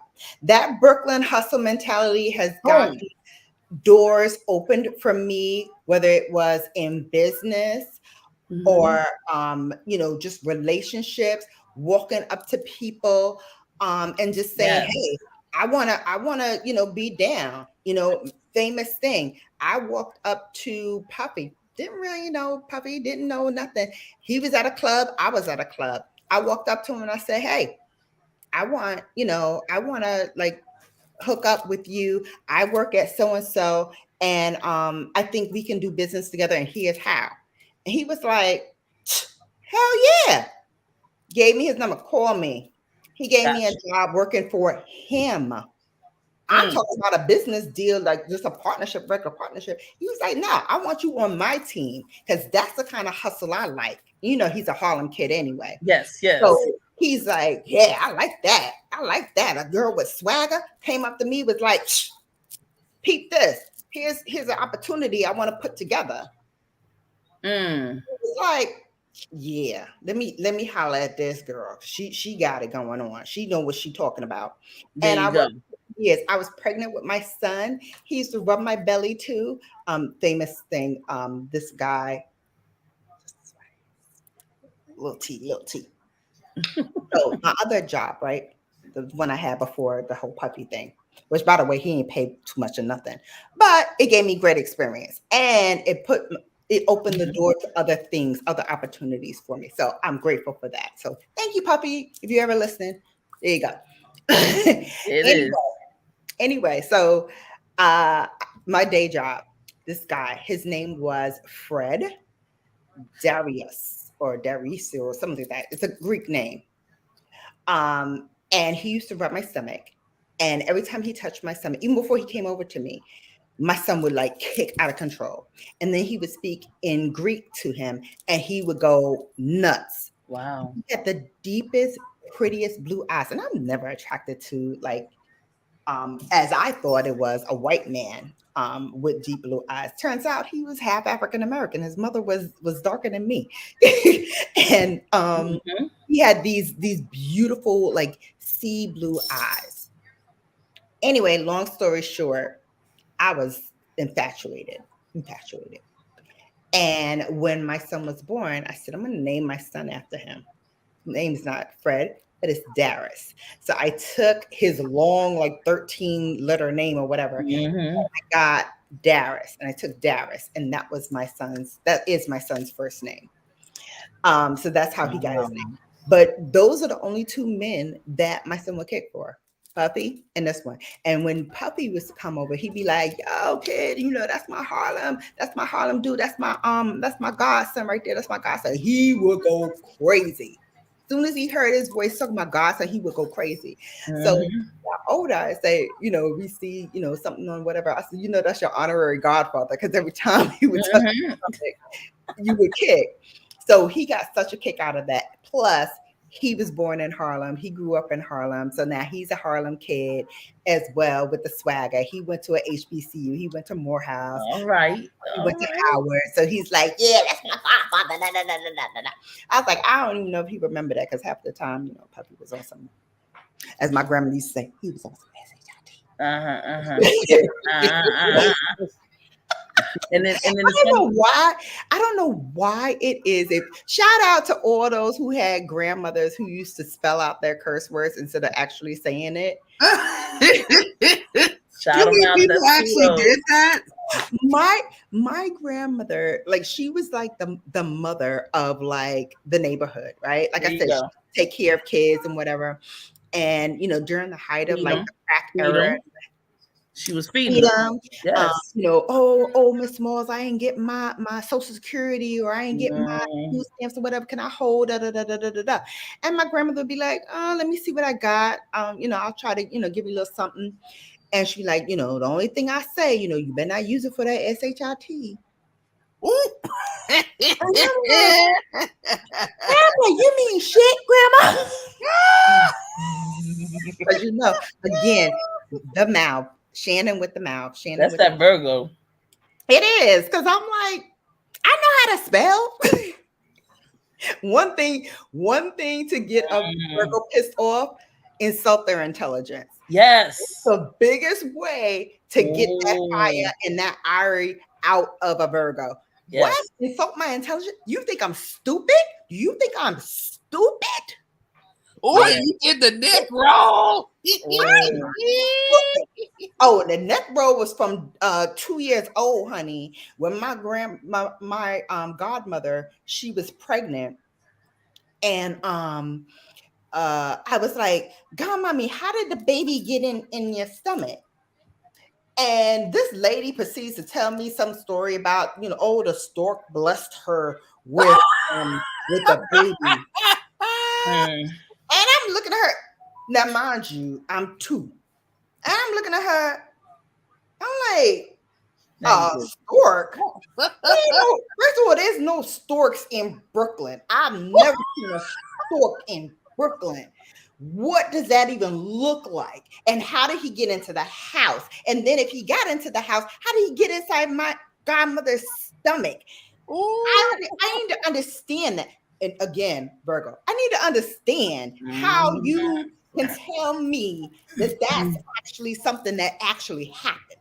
Mm-hmm. I've always been that way. So my grandmother used to say, you can't pee on her head and she's going to think it's rain. She's going to question everything you do. So come correct or just don't answer her at all. But tell her you can hear her because Oh she's my going God. to grill you down until she gets an answer that satisfies her brain. And she's not going to stop because I grilled that lady as is told all day till she was like, I gotta go home. This little girl is getting on my nerves. Like I know she's that's right. like on me about Yes. this. I wish I hadn't even said the word stork because now she won't let it go. Now she won't let it go. Mhm. Yeah, And I'm don't say feel like, stork and don't say come on with the snap down house coat, the snap down with the pockets. what's a Yeah. house coat? I've always Emily. asked that. What is an actual house coat? I've never heard of that before. Oh my God. Okay, so it's what people would now call like the caftans or the I think they also call it muumuus or something like that. Moo-moos, yeah. Boo-boo. It's basically like an oversized long version of a robe, but it either snapped all the way down or it had a zipper, and it always had pockets either in the Right. front or on the side. And it was always like, something like this where it bloused out and you can like wear it for any size. It's like almost like a one Like an A, kind of thing. like an A shape. Was it Yes, was A-line shape or no kind of shape because it didn't really Yeah. flatter you. It didn't really flatter was you. that But like it was what comfortable. was it like what Medea wore in the movies? Yes. Oh my God! Not Now, well, That's well, a wait a house minute, coat. but hold on. But there are some Aftans that are all that. Now, I was over in Egypt, and I was over in Morocco, and I was over in Italy, and let me tell you something, and even in the West Indies, okay. And let me tell you, my mother also wore those too, but they will fly. They were also multi-purpose. You could take those and you can wear them and wash them, and then you get another one, wear it and wash it. You can wear it up, you can wear it down. It could be for the inside. Some of them, you depending on what you put underneath it. You put on a cat suit, then you can wear that outside, and then you can wear that whatever. But yeah, Exactly. it all depends on how you wear it. It all depends on sometimes even the material that and on and on. But not it's the aunties and the grandmas. But don't get it twisted. Black people have style and swagger and things of that nature. Do not. Let's not. I know Tyler Perry, love him and things of that nature. But that was for that was just to be funny comedy. But howsoever, yes, we have some. Yes, we have the versions that are very, very classy. Triz us with the mizzas, and people know how to put on some of those beads, those waist beads. See, now you getting ready to make me go all the way and there, and then and snatch, and then and catch, and that's how my Black women that I know about. That's how they wore their stuff. You understand what I'm saying? Right. Let me tell you something. When my grandmother stepped out of her home to go anywhere, what she had that look good. lipstick set. Yes, she had that hair looking good, flawless. She looked like $1 million. Dig it. Okay, $1 million. She did not look like she came from East New York, Brooklyn, and lived in this apartment house that I guess now people call it a project. I didn't even know I lived in the projects. How about that? How about that part? But we didn't. We My didn't. It brother was lived in Paris City. I did not even know that was a form of a project too. Nah. I didn't know It you was lived a in mentality because it's a mentality. Yeah, We were clean. It was clean. First of all, there were some really big apartments. If you go to New York, there's some very big, very large apartments. Numero uno, numero dos. Let me explain.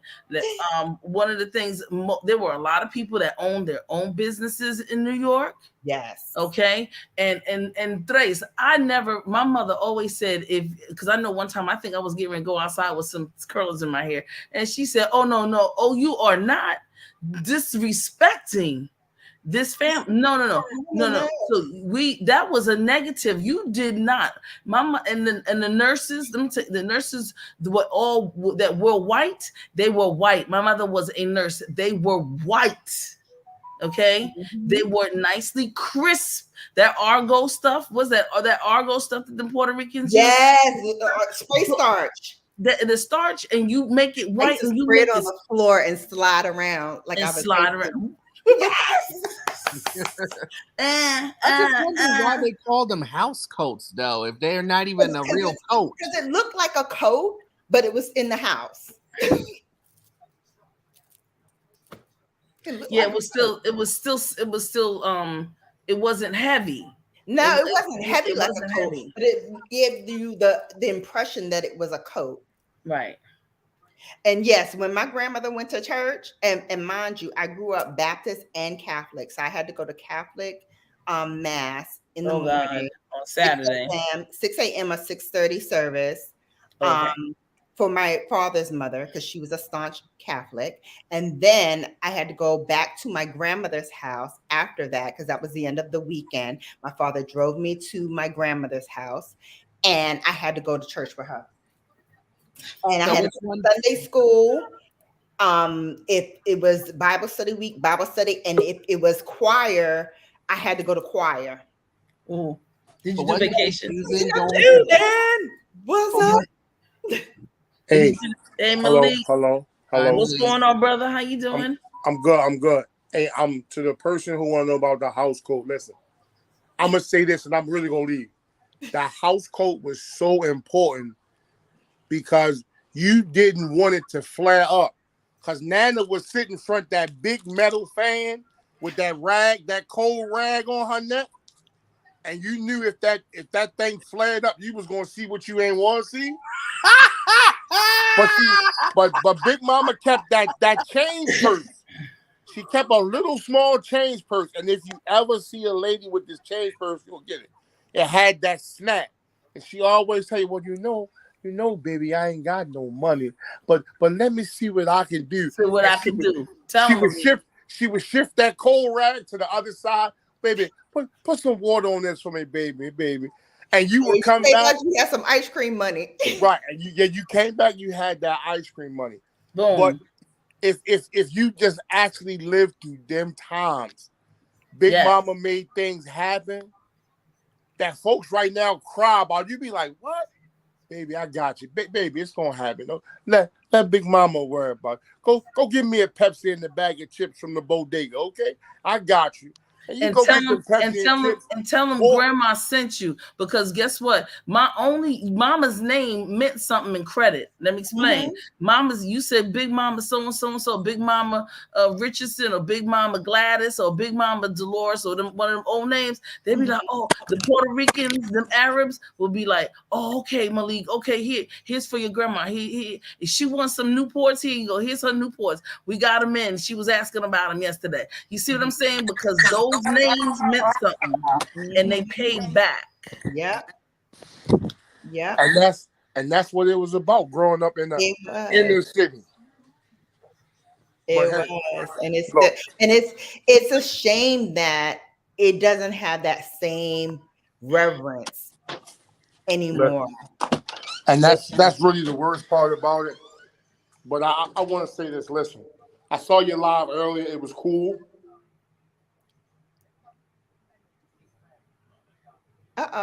Did I lose you? I think he's transferring over. Yes. I like, and listen, always love the support and chat. Y'all have a great continuation. I'm going to go back in the bushes, and I'm going to observe and keep listening. That's what's up. Yes. Thank you, Malik. Thank you, Malik. I appreciate that. Yeah. I mean, I was around women who wore those moo things, but they never called them house coats back then, or at least not where I'm from. They didn't call them anything. They just wore them, and it was like, okay, sure, you can wear that if you want to. No, my grandmother used to be like, "Go get my house coat. Somebody at the door." Right. First of all, ma'am, But I'm not gonna lie. If someone told me to get their coat, I would have been like, okay, now get the coat out the closet. I would have got them their actual It's coat. the inside. It's the inside house coat, bruh. I mean, Angelina, I'm sorry. It's the inside house coat. Now you know if your grandmama asking you to go get her coat, because somebody came to the door. Now you know she ain't talking about her fur. She ain't talking about her fur coat. She talking about inside. Inside. She needs to be presentable. You cannot come in her home and see her unkempt. You would never. You would. I barely did it, and I lived in the house with her. I barely saw her undone, not put together. Right. So if somebody was ringing the doorbell or coming to the house, oh no, it was not going down like that. You was going to see her the way she wanted you to see her. Okay, with her good house coat and her good slippers, with either her hair on or a beautiful turban with some kind of jewel in the center. That's right. That's how she was coming to the door, ready, because you never know. With her baseball bat by the door. That's how. Yeah, the baseball bat by the door, honey. Oh yes, yes. Just in case somebody started some SHIT, she had a baseball bat by the door. Do you have a baseball bat by the door? I keep a baseball bat in my car. That was the running joke, Angelina. That's why when AJ was in here, she's at Ivy Solutions in the chat. She was like, "Yeah, I don't even tell her half the stuff that goes on because I know she will do it." Because that was a running joke. Like, I keep a baseball bat in my car just in case. And what's crazy is I no longer do that, right? But I had taught my daughter, like when she started to drive or whatever, I was like, yeah, get yourself a little bat, just in case somebody pop off or whatever, want to try you or whatever. You got something to like swing, hit them with, and get in your car and go. She had gotten a little baseball bat from her school, and she kept it in the car with her bestie and was like, whenever we ride, I got the bat because mommy said, we need to pop off. I got to be ready to go. And so when I moved here and I was going through like all her stuff, I found the bat. And so I'm putting that bat in my car in the passenger seat. So it's always like where she sat. Wow. You gonna put her name in there? Like, can you? Oh, what? I probably can. I probably can put it on there. So when I crack somebody's skull, me, that was me and Kay. Dig it. Me and Kay James cracking skulls up in his face. But listen, guys. It's been almost 4 hours. We now got like dwindling people in here, but it's cool because I enjoyed this live immensely. Y'all have been on a roller coaster ride with me for 5 years, and I can't begin to express how much I have appreciated being in this space with all of you, especially today when my emotions were so high and my love for my child came bubbling out to the surface, and how you guys rallied to me and protected me and said, it's okay, cry, it's okay, let it out, it's okay. That's huge for me. And that's huge for me to get that and receive it in the way that I did. And I can only say it's because you are all my fam. Whether you've been here since the very beginning or I just met you last week, you're all fam. If you're in here, it's because you want to be in here. And I appreciate that. I don't take it for light.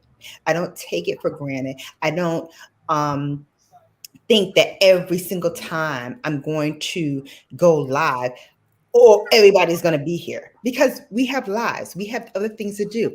I'm not always on as much as, I would maybe have liked to be, but we have lives. We have different things that we have to do. But the fact that you're in here and it's now almost 4 hours later and I still got some people that's rocking, I thank you. I'm grateful. I'm always going to be grateful. And I said I was gonna do a giveaway and I totally forgot. So here's what I'm gonna do. Jesus Christ. Yeah, I wanted to win something so I could have hair just like yours, Bella. Okay. So here's what I'm gonna do. Angelina, since you said that, I'm going to give you send me your PO box or your address, whatever you have. I'm gonna send you something. Yay! Thank you. And then I'm gonna put up something on my community tab and make the offer open to as many people as I have gifts for. And I think I have a lot because my sorority sister had sent me a bunch of it when I told her that was one of my favorite products. And I would go and get it for you, but it's all the way downstairs, which is 4 flights Yeah. down. No, you don't have to get it right now. But I will take a picture of it. I will show it. I'll put it on my community tab. Angelina, you're definitely getting it. TC, if you would like it, I will send it to you as well, sis. Anybody who's in here, if you want it, just comment on this live with whatever comment you want, and then hashtag it hair, and I got you. Hashtag it hair. Hashtag hair, HAIR, and I got you. Yeah, because I need my hair to be as lovely and luscious as Bella. Because it's one of my favorite products. One, because it works. Like, again, the inquisitiveness of the Virgo nature, that is me. Mm-hmm. I want stuff to work, and it has to be pretty quickly. And this is one that every time I use it, it picks right up. I may not use it every single day, but when I do it consistently, I do see results. So I'm going to send it to you. Gotcha. Hopefully I would love it as much as I love it. I will tell you, one of the products is a little thicky. But if you have any like patches, like sometimes like my edges or whatever, they'll get thin or whatever. I'm pulling my hair back severely, which I don't do anymore just because of that reason.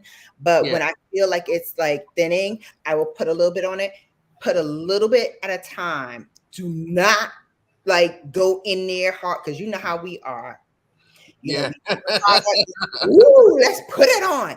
Don't do that. Don't mess yourself. Don't set yourself up for failure, because it is sticky, and it's also a little bit sticky. So you got to put it on, massage it in your temples. It works. If you have any like bald spots, patches, I thin a little bit in this area here. I put a little bit in there, rub it in. That's me too. That's what I need, brown girl Bella. Does that cause hair growth? Does that lead to hair growth? It absolutely leads to hair growth. Wow. Yeah, I got edges back. This was thin. Like look at it. I see it. It's back. It's back. Look at it. It's back. And it's been like, I've been using it consistently now this is the 3rd week. And you do it every was gone. This was no hair, because I was wearing my hair down so you couldn't see it, because all of this was thinned out. Yeah, because I had no idea you were lacking any kind of edges at one point. Oh, wow. It's stress. It's stress. As you can see, I've been stressed. I've been, going through some things. So it was thinning. So I had to go back to what I know, putting a little bit at a time, massaging it into my temples, and it does work. It does work, and it works pretty quickly. Like within 2 weeks, if you are using it consistently, you will definitely see results. Okay. And you can get it at you can get it online. It's not one of those like, it's a big name. It's from Eden Body Works. So it's pretty well known. Eden Body Works has been out for a long time. They have a huge deal with Walmart carries them, Target carries them. They're pretty big. And my sorority sister, who gave me these products, works in their marketing department. She's like the VP of marketing or something like that. So nice. It works really well. So yes, sis, both of y'all got that. And if Hey, I'm so excited. I will send it on me. Just because, y'all the real ones. Y'all been rocking with me, some of y'all for 5 years. Some of y'all longer than that, like sorority sisters and big sisters. I'm not going to mention my big sister, but she's consistently in here, and y'all never know who that is unless she announces it. Otherwise, just know, thank you, and I appreciate all your support all the time.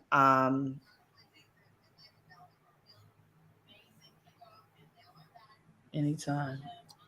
Breathe, Thank Bella. you. Love y'all. Thank you. I You're love you're y'all. loved. Thank You're you. loved. Thank you. You have a beautiful heart. You really do. Yeah, you do. You good people. You just you regular schmegular with such a dose of class that it's like that light is like woo.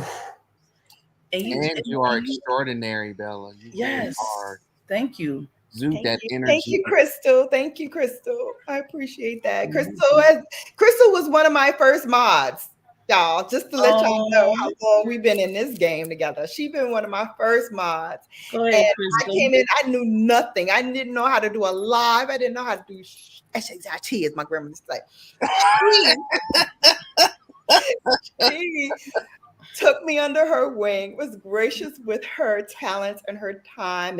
And she's a YouTuber, but she doesn't, YouTube that much anymore. But she was gracious with her time and her knowledge and schooled me to a lot of stuff. And she's been with me through a lot of like changes and a lot of malarkey and SHIT up in here.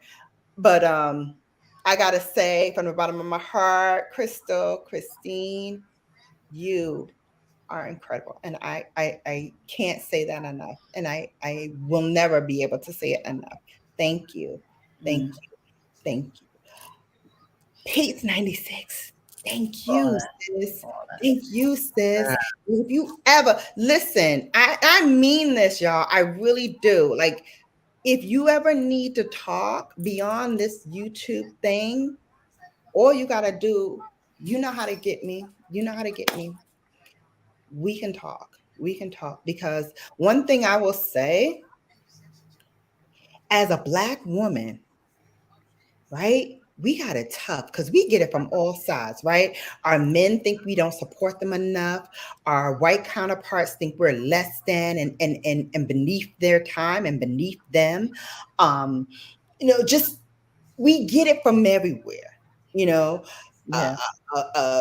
white men try to, fetish us and think we're like, all of these, hypersexualized, hyper, whatever women, we're nasty with this, with that. Mhm. It just runs the gamut. And when you get hit constantly with all that, right? And you're in corporate America and you're getting hit with it. You're getting hit with it. Where you can't make a misstep without feeling like, oh my God, the other shoe's gonna drop right now because I messed up, because I didn't have that tight enough. It can be so hard. And I want y'all to know I'm there too. Like I'm there too. And as much as I can help you, even if it's just to listen, or like I said, to send you those emojis like I get with just a heart or just a praying hand, or just, saying, I got you. Whatever you need, even if it's just a listening ear, I got you. Sometimes we all we got. And sometimes a stranger can get it better than your closest friend. Mm. That is definitely true, and I had to learn that the hard way. There it is. There it is. And on that's the mic drop. Boom. I leave you with that. I am editing this on Mondays. We McGrath. And if I say so myself, I loved the look that I came out with. I love the pairing, and I'm not going to give you too much of it because I'm going to edit it right after I wash Brooklyn and walk her, because she been like, ma'am, I need to use the bathroom. Can you stop to your computer so I can use the bathroom? So I'm going to do that. Are you gonna go out after that? No, I'm gonna come back after that. I'm gonna wash her. blow dry her, get her all settled, and then I'm going to cook dinner. Then I'm going to finish editing this video because I need y'all to see this video tomorrow. I think Okay. you will enjoy it immensely. Plus, because I didn't have any giveaways here, I might have a little something for you just as an aside, just because y'all the real. Yeah, just because y'all the real. Yeah. So when we put hair, Bella, just Yes. send you something else, or Yeah, so when you put hair, I'm going to reach out to you in your IG so I can have a way to reach out to you. So put your hair and then IG, whatever your IG handle is, or if you have an email, somewhere for me to get back to you okay, so that I can get your information and send that product to you. Okay. All right.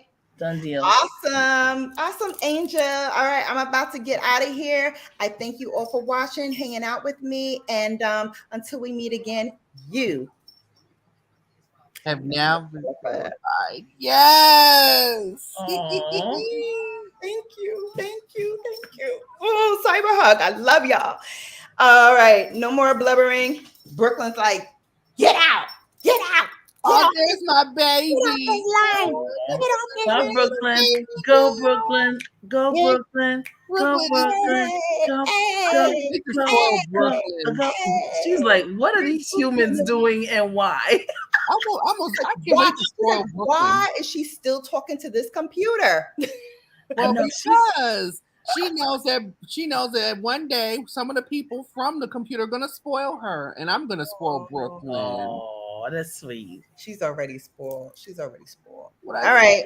I'll spoil everybody have a great evening. Nice meeting you, Angelina, and nice good luck to you and everything. I'm gonna be sending Brown Girl Bella some information in reference to scholarship, but there's a Thurgood Marshall Scholarship Fund that gives scholarship money and things of that nature. And since I know about Brooklyn, I know where you can get money for Brooklyn Law School, if that's what you're thinking about. Yes. Yeah, so, I need to go to law school in New York for real. Yeah, that's I'm in New York as I'm doing it, because Brooklyn is my top borough as far as living, because I can't do Manhattan with all those obnoxious tourists. And the rodents.